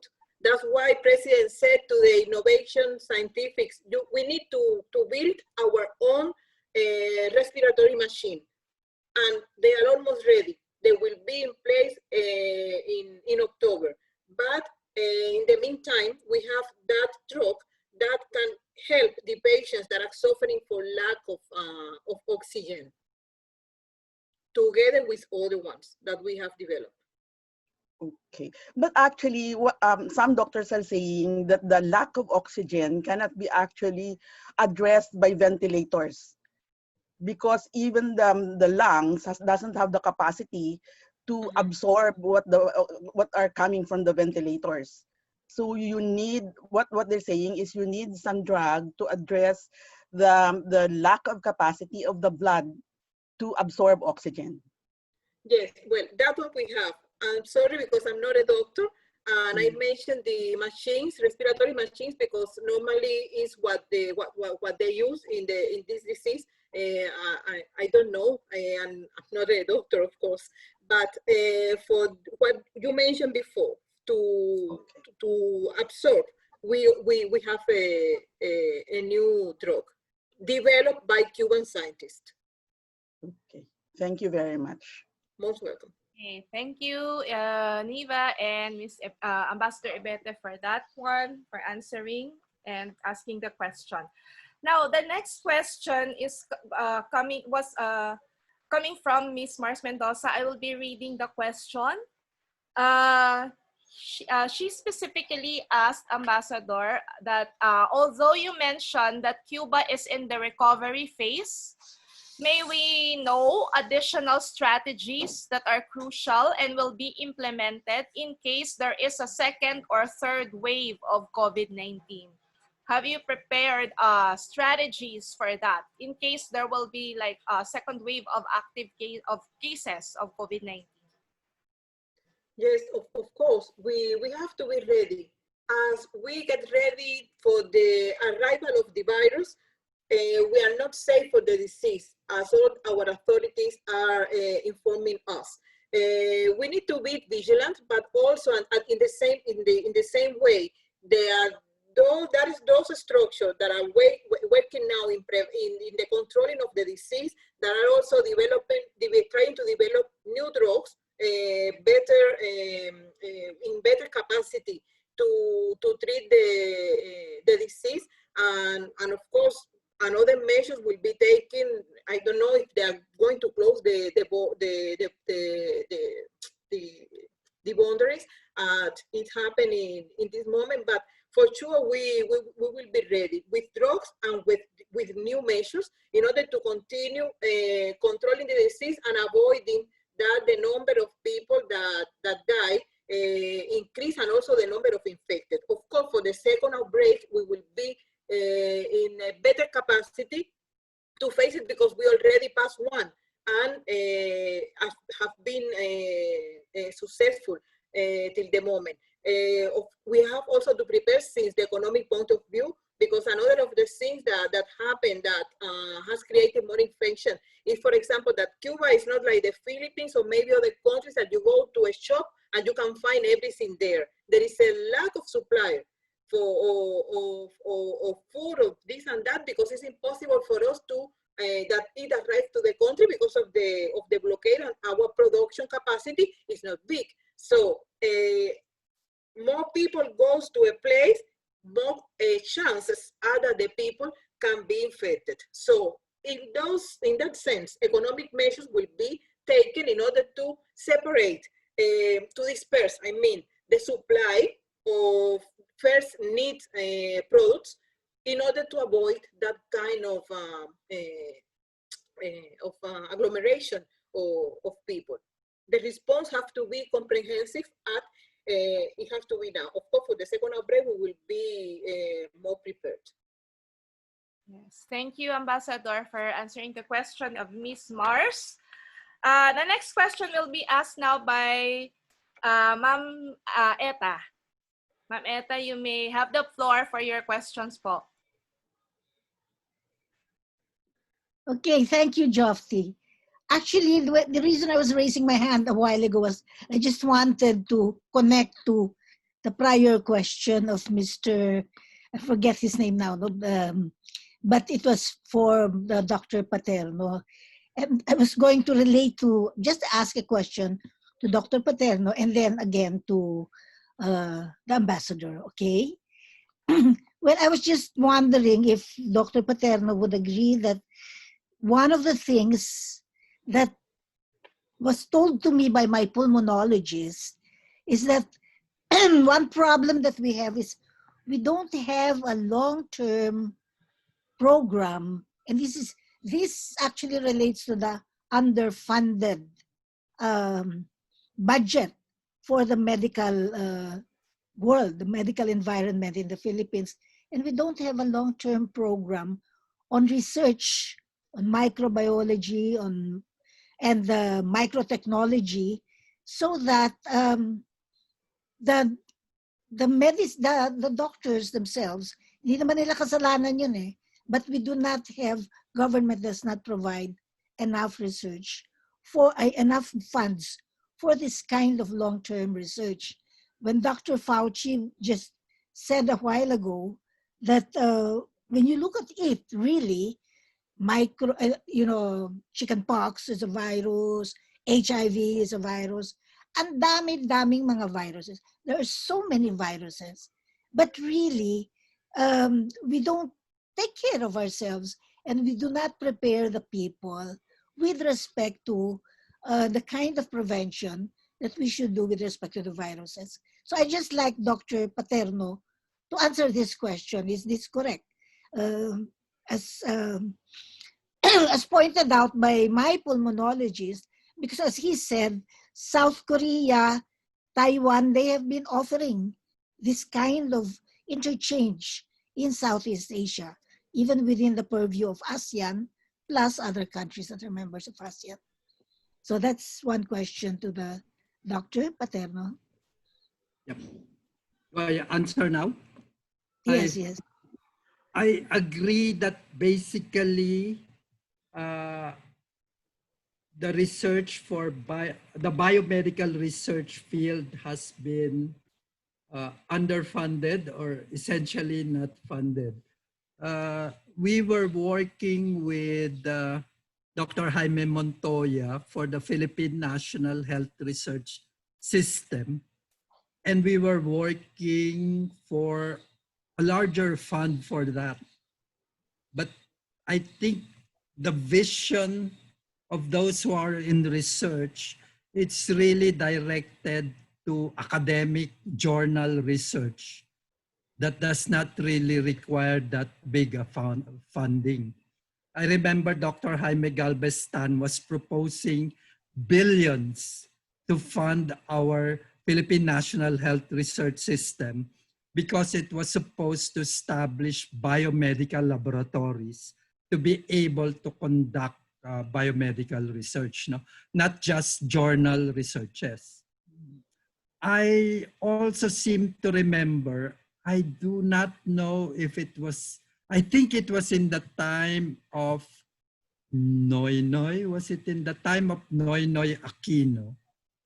I remember the Cuban ambassador offered assistance for us to build up our biotechnological capacity. And I also remember it was the American Chamber of Commerce that objected. And I think Noy Noy is very loyal to the US, and that proposal of the Cuban ambassador, I think, was rejected. But I already remember that the Cuban ambassador then offered to help us in biotechnology. Thank you, sir. Thank you. May I now ask my original question, and this is to the ambassador. My question was, let me read it now. Madam Ambassador, may we know the nature of your community-based public health policy and how this protects communities and helps prevent the rise of the COVID-19 spread, especially the local governments you mentioned.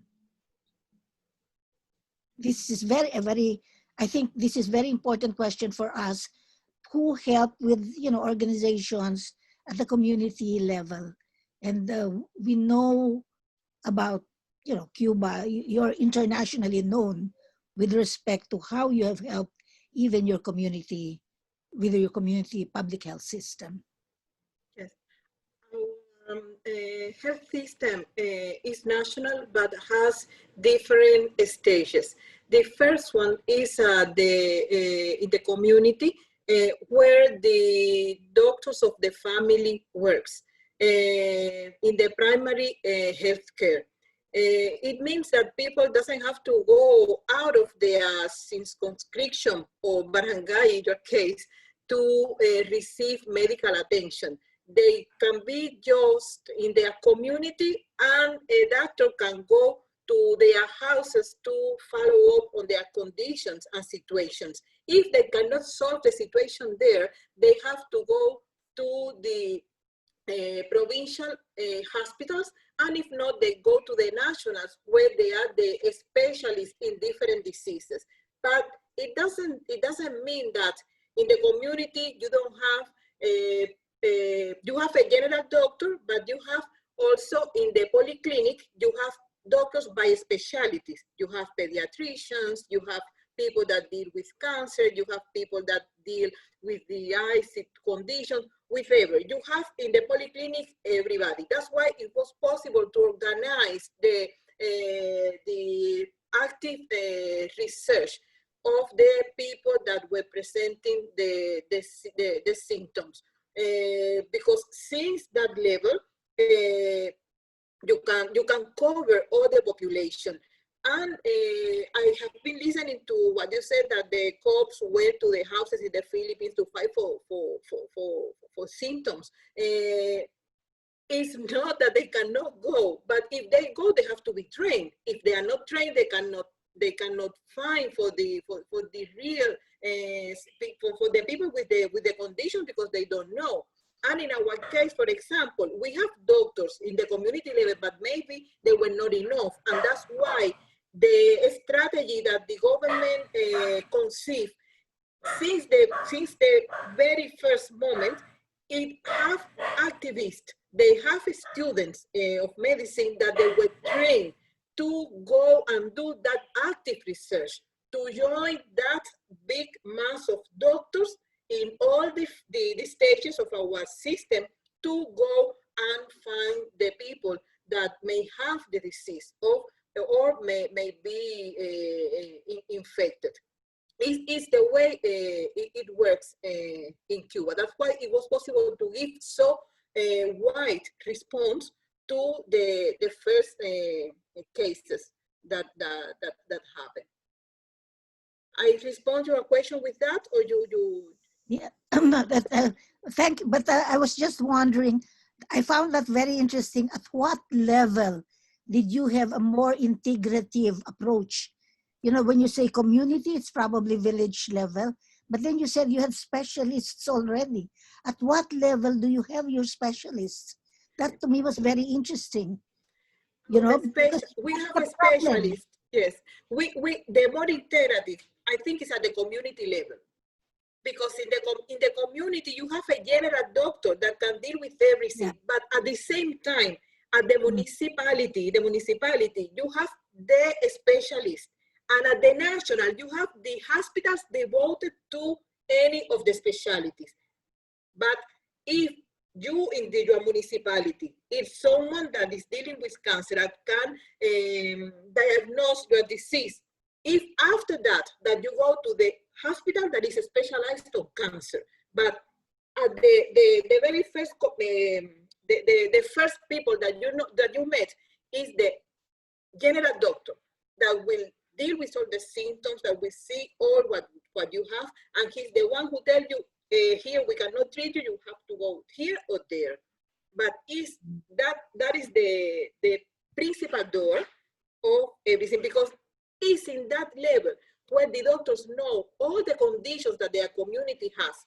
They know, for example, who is suffering from blood pressure, who's suffering for cancer, who is pregnant. All this is seen at the community level. Okay, gracias. Thank For you very now. much. Thank you very much, Ma'am Eta and Ma'am Ibete, Ambassador Ibete. And Ma'am Eta, if you want more information, please read this. Revolutionary Doctors, all the health system of Cuba is here. So Ay, you good. want to Jofty, yes. Jofty, you have to let me know how to access that. Huh? Okay. I Yeah, can you have. provide you by email, ma'am. Sige, sige. Thank you. Okay. So Very next nice. question, I'll be calling the last two questions. I think Sir Ed, Tin, Justin already answered your question because Sir Ed Adam asked a question. Can you describe what is one normal day at Elam like? So, Tin Dom Dom, because it's 3 a.m. there, actually it's what 5 a.m. So, she said that normal medical school life with sir with a Tower of Babel vibes. I don't know what does that mean. We had stopped doing community surveys since they started quarantine in March. Even upper year medical student survey were put on hold when the cases peaked in May. So that's the answer to your question, Sir Ed. Well, actually, the reason I asked that question is I would maybe Butching Paterno can also come in here. I just wanted to know how different is Elam as a medical school from like UP College of Medicine. Tin said that without the pandemic, a normal day would include community surveys. Now, I find that quite unique. Butching, does the College of Medicine do that?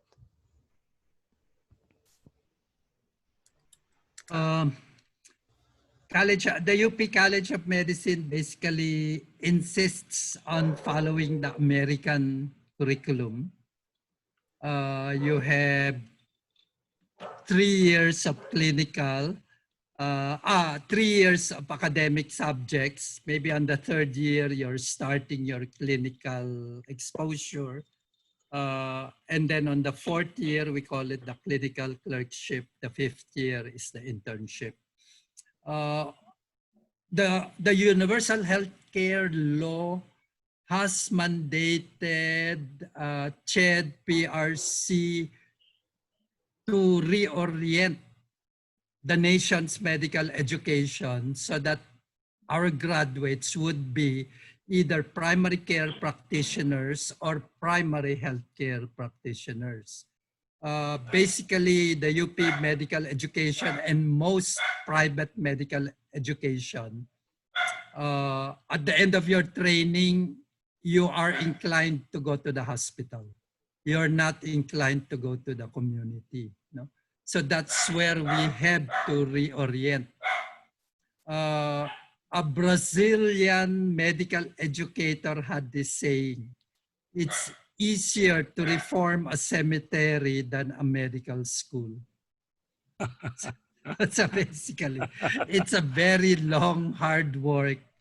And we've been proposing, we in community medicine have been proposing early and sustained community exposure.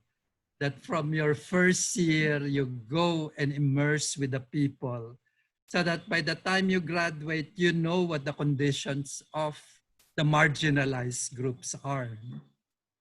But it's hard to reform.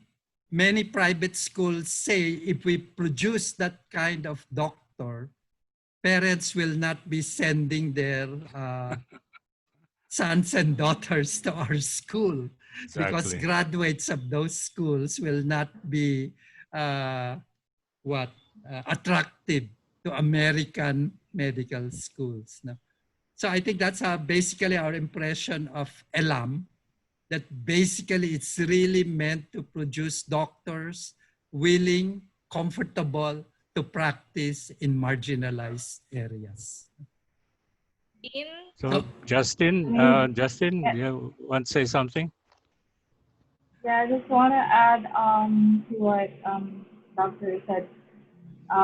Yeah, since first semester of first year, we have been, it's part of our curriculum to go to communities, do these community surveys, even though we don't know much about medicine yet.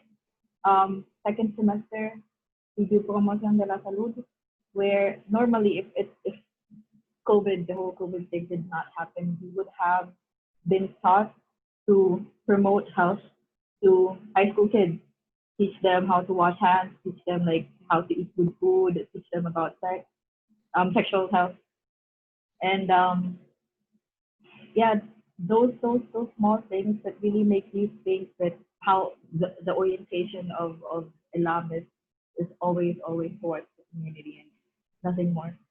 So yeah, we're really grateful, and also not just that, not just the community. They also inculcate very socialist values, even though they try to be subtle about it. So in first year we have this subject called Sociedad en Medicina, and we learn about like where about Western the history of Western and Eastern healthcare systems, and in second year we learned about um, what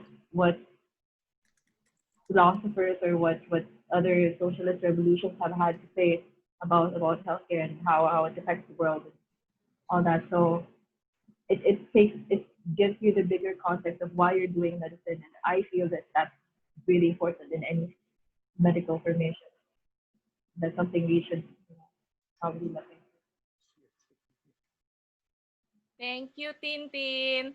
I would just like to add, we have in our audience one aspiring medical student from Bicol University. Her name is Tam Tam. Bicol University also provides community exposure since first year. So you may want to watch out Bicol University. They have also integrated integrative medicine in their curriculum, I believe, because one of my former bosses was Dean Ruben Caragay. So he is a good also public health doctor. So you might want to check out Bicol Medical School, Bicol University. All right, so for the last two questions, I'm sorry to really have to cut this program because we've already extended. There are questions from Ate Angging Aban and Elizabeth Doko. Ate Angging, are you still there? You may ask your question. Unmute. Unmute, yan. Ay, sorry. Unmute, yan. Hi. Ayan. Hi, and good afternoon. My question goes to Ambassador Ivete. So basically, you've talked about the mobilization of communities, no, in response to the pandemic. So can you perhaps cite further, because this is very important and this is very inspiring for Cuba, especially that we're also doing this initiatives, documentation of initiatives during the time of pandemic across Southeast Asia, the community initiatives in the region. But we somehow observe that Cuba is one of the standards in terms of community mobilizations and social mobilizations. So maybe you can explore briefly or more cite examples like what are the roles of trade unions, farmers associations, and the informal sector? Do they have some solidarity fund groups? How do they respond in their association level and in their in their organization level? So that's it. Well, the organizations levels always support the efforts of the government in order to make prevail the orientation that our health system conception has, that is prevention.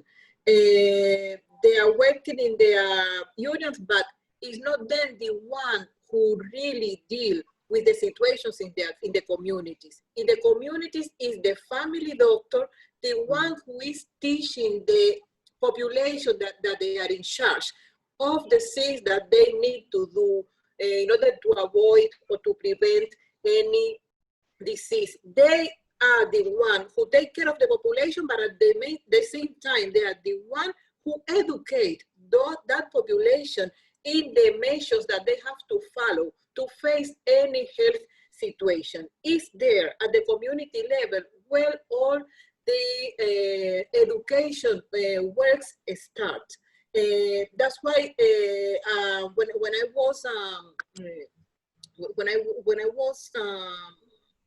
talking in my talk, that's why I said that the conception that the government took in order to face COVID started with it was comprehensive, it was integrated, because it started at the community with those doctors and also went to the different levels. But is there at the community where the educational work is done? It has been like this since the very beginning, because if people are not aware of the things that they can do or they cannot do, there are more risks that they can infect or that they can take any disease. And also, in that community level, there are the organization of women, for example.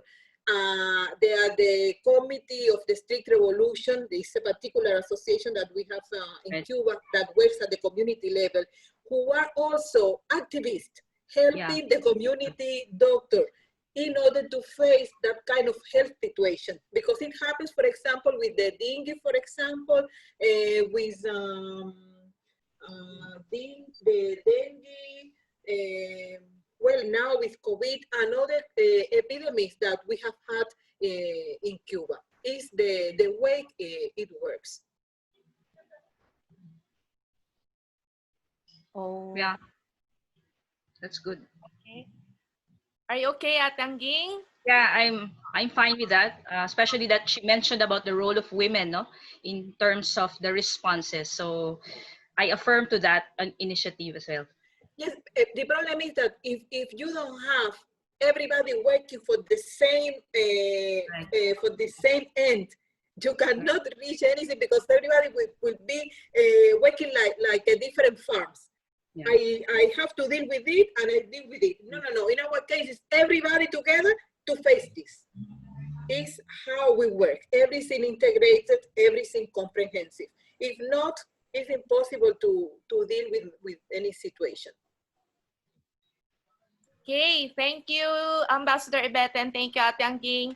Now for the last question. Anyway, before I go to my last question, Jesus still raising his or her hand.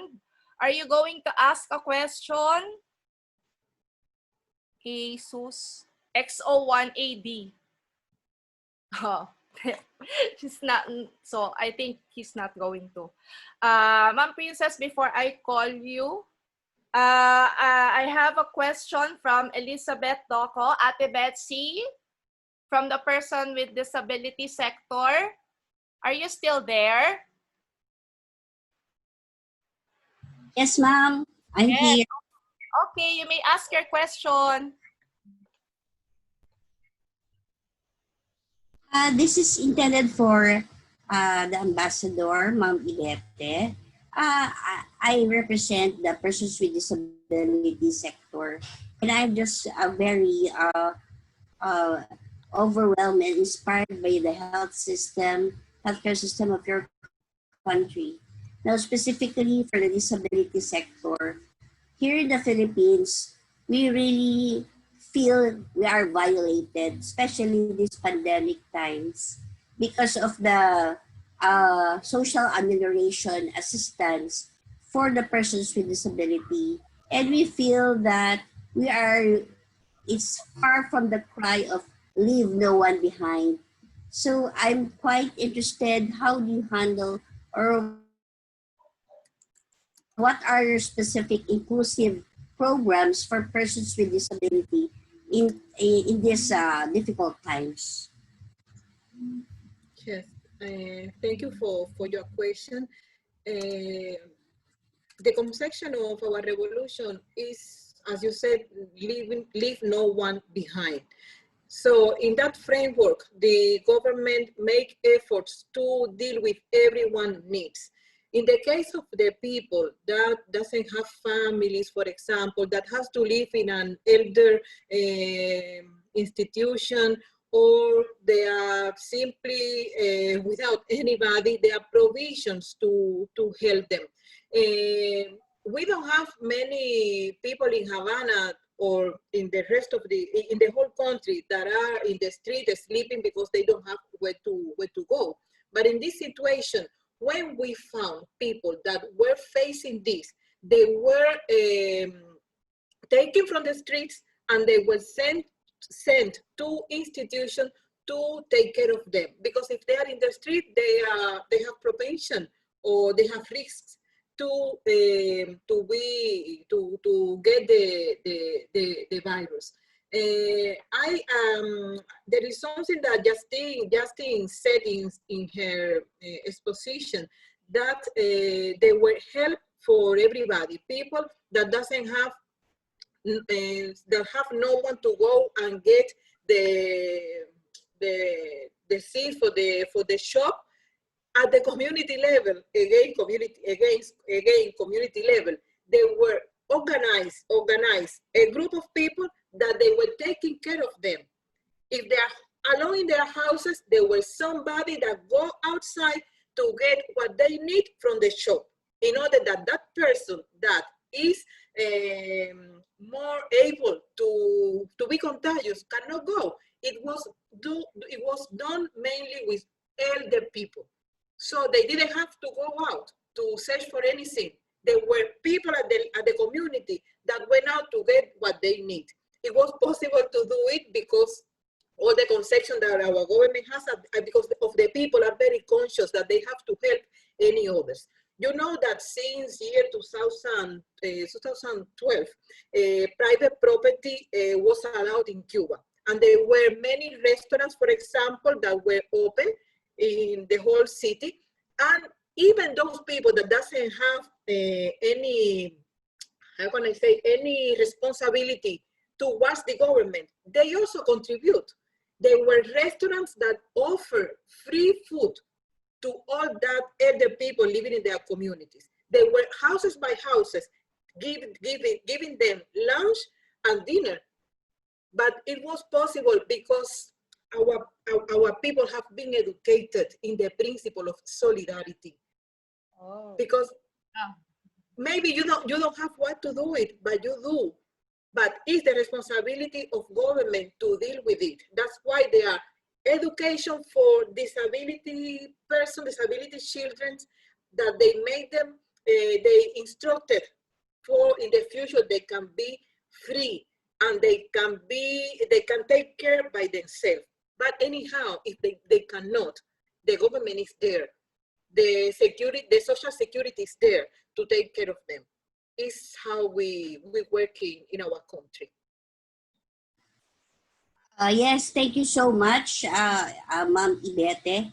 I think what you've said would put the disability sector to a stage that we have to push further in advocating our rights as persons with disability. And I think here in the Philippines, that would be far from over. And we need all the participation, cooperation, and collaboration with all the NGO, the civil society, and the government themselves. And thank you so much that it's quite inspiring and it's like a dream, but we will get there. Thank you so much, Ma'am Ibete. Most welcome. Yes, thank you, Ate Betsy and Ambassador Ibete for the answer. Ma'am Princess, are you raising your hand? Yes. Yeah. Can you hear me? Can you hear me? Yes. Can you hear me? Yes. Hello? Yes. Okay. I would like to ask Ambassador Ibete, when you send the medical brigade to other countries, for example, and they consist of dozens of health professionals, and they stay in that country for a period of time. So do they actually have contacts with COVID patients, and does Cuba bring the Cuban medicines along with them, or would the members of the brigade use locally sourced medicines in that country? Mhm. Thank you, Princess, for your question. Well, in the case of the medical brigades that have been going abroad, at the moment 43, they have been upon request of their governments to receive the doctors. There are two modalities. There are a group of specialists that goes to the country to deal with the local authorities in order to make a plan how to control the disease. But there are another modality that are the doctors in the field working with the people that have COVID, as happened in Italy, for example, in Turin, that our people were there at the forefront, working with the Italian doctors in order to contain or to control the disease. To bring our medicines, it depends on the agreement that they reach. It depends also in the request of the government. If the government of a country, of Philippines, for example, want to have Cuban doctors and want Cuban doctors with Everprot, they will go with Everprot. If they want only Cuban doctors to work at the Ministry of Health to organize the response to the COVID, they will do it. If they want Cuban doctors to go to province to fight the disease, they will do in that case. This is one value of our cooperation. It adapts to the needs that the country has. Of course, we don't impose anything. We don't impose anything. It has to be, it depends on what the country that is receiving want to have. So you also bring Cuban medicines along with a group? If it is upon request, yes. But if it's not request of the government, of course, we don't bring it. We have to be working with the protocol that the country has. Okay. If you don't want our Everprot, we don't bring it. We just bring our doctors. Okay. But if you want the doctors with the Everprot or the other medicine that we have developed, they will go with it. Okay. One follow-up question. Were there instances when members of the international brigade also contracted the COVID because they were exposed, of course, to the COVID patients in those countries? Did the Cuban doctors or nurses at times contract the disease from those countries? No, at the moment there is non-Cuban doctor that have contracted the disease. We have taken the experiences of Henry Reef Brigade that happened in Africa when we were fighting the Ebola.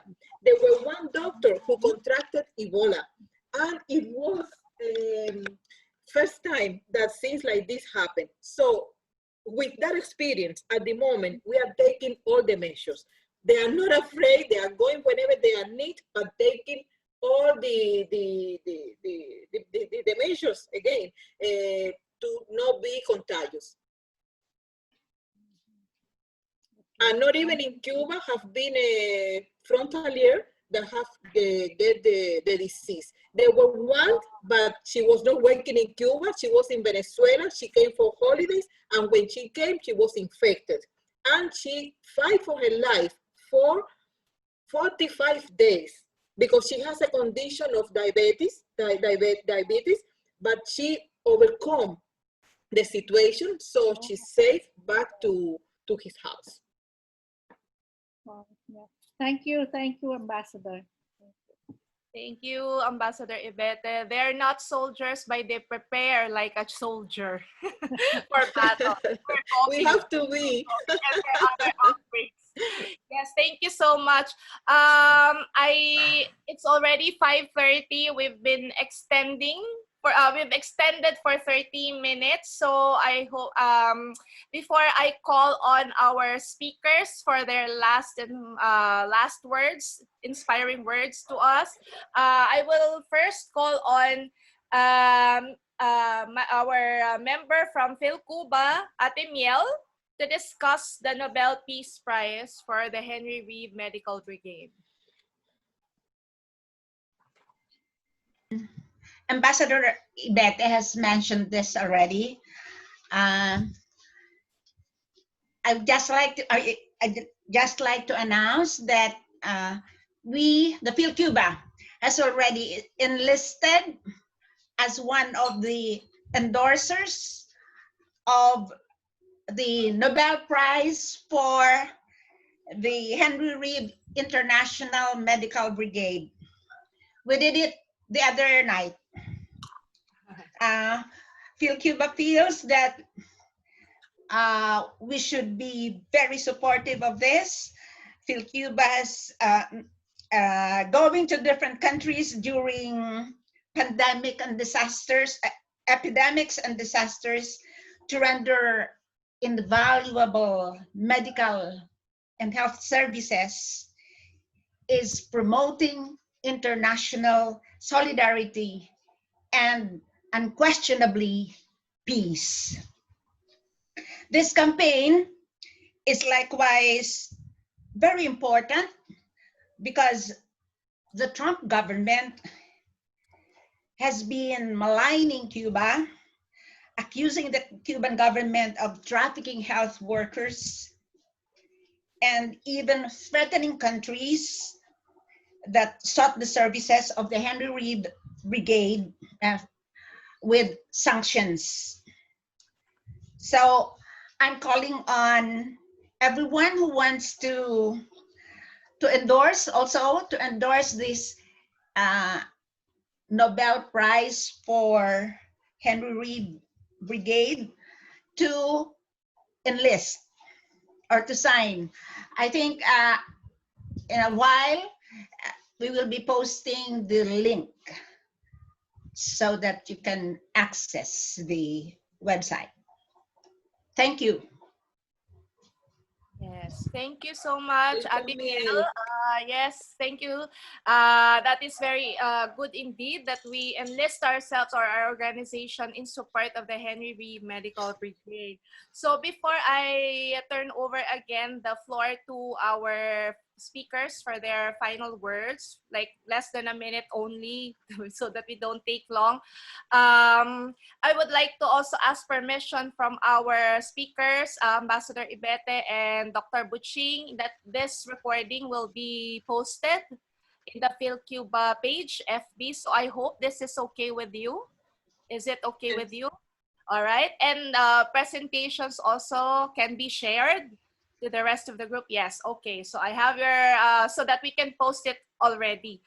Because the live streaming in FB was not, we were not able to live stream in FB because of technical problems. So people were not able to listen to your speeches.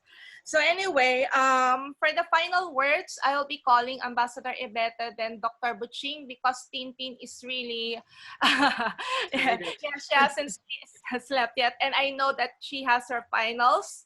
So I hope that you can give your final thoughts for this afternoon's topic. Yes.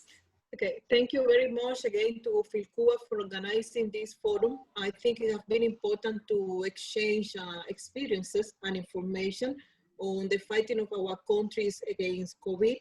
I just want to highlight a few things to finish a few lines. Cuba is not perfect. We have made a lot of mistakes, but we have also ready to correct them. The importance for Cuba, the main important is the human beings. It has been a revolution for the people. for the people. Cuban health system has a humanist vocation. Is orientated to prevent instead of cure.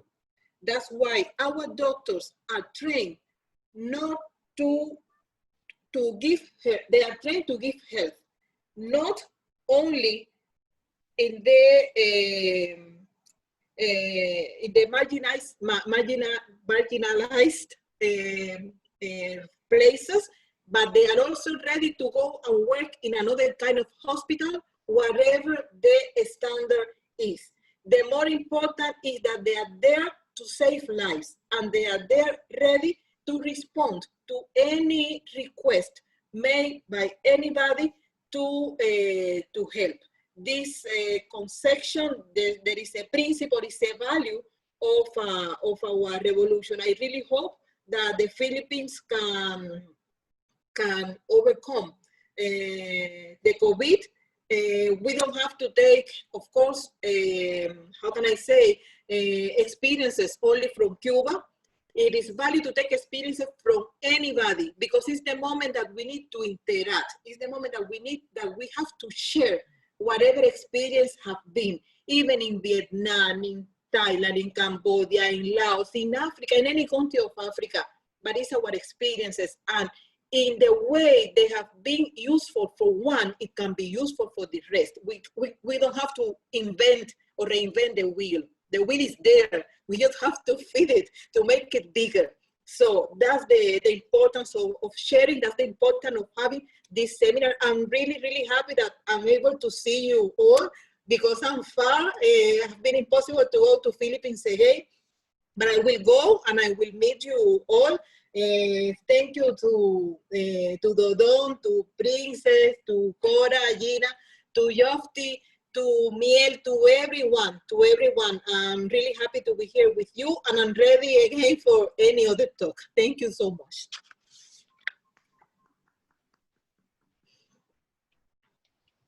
Doc Buching. To Ambassador Ibete Fernandez, I'd like to express our thanks for the sharing. We look forward to the day when the Philippines and Cuba can really work together.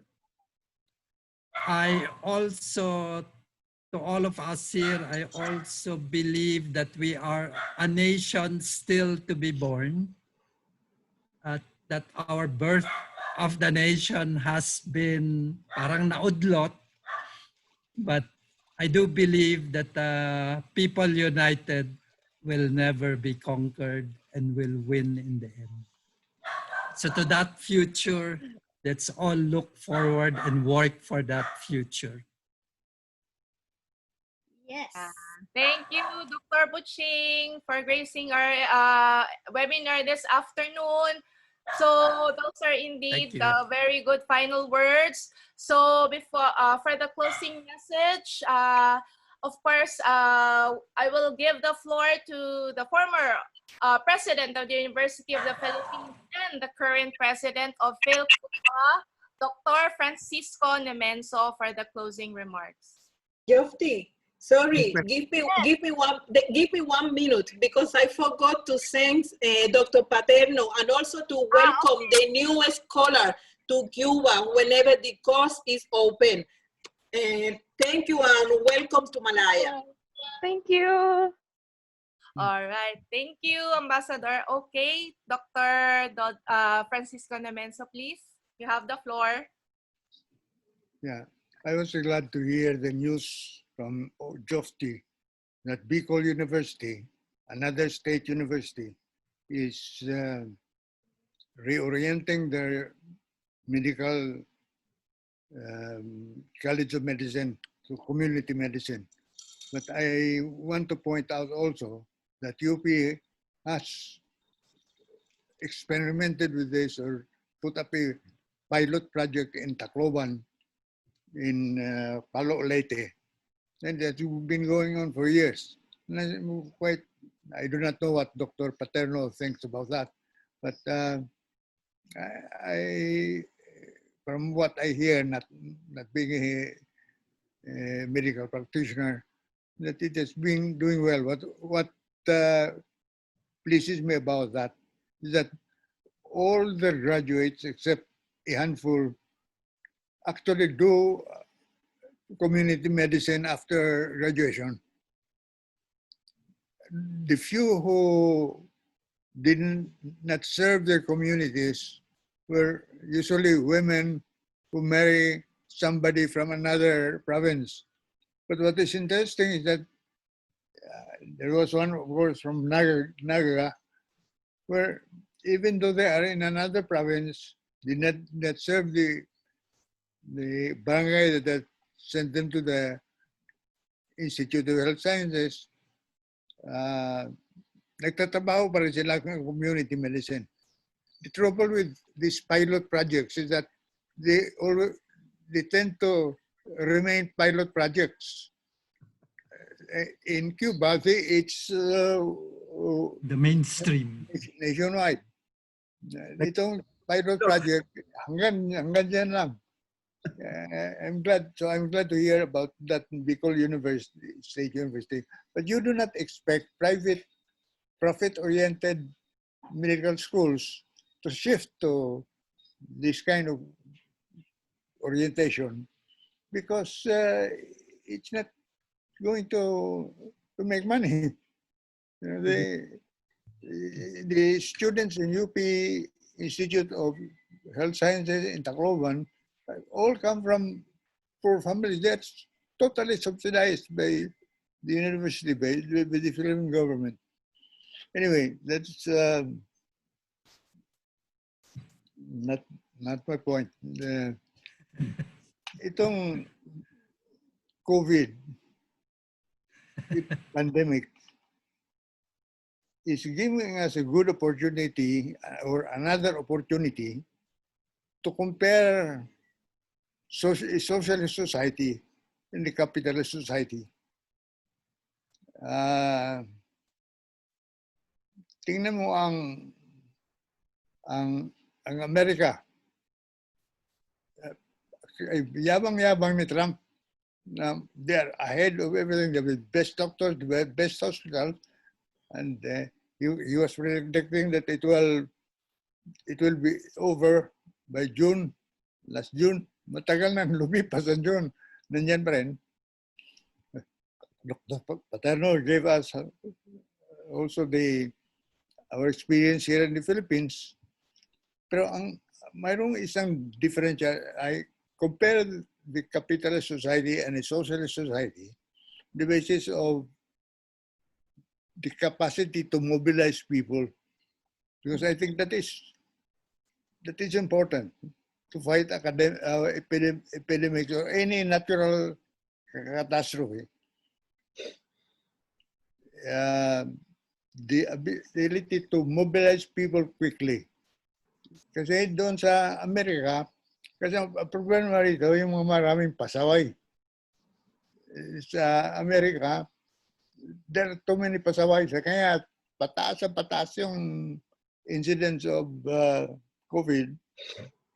And in the Philippines naman, we have to use the military to coerce people to follow to obey the protocol. But in Cuba, the people are organized to confront these calamities. And not only medical calamities, there are also political calamities. And the greatest political calamity is the constant threat of American aggression. The Cuban people are organized really to at any time to fight in defense of their country. The same organization, the same consciousness, civic consciousness that you have to build in order to combat or to defend your country against American imperialism is also being used to confront these natural calamities. In 1981, Cuba was reported to to have the first case of dengue in Latin America. And that was a lesson for them.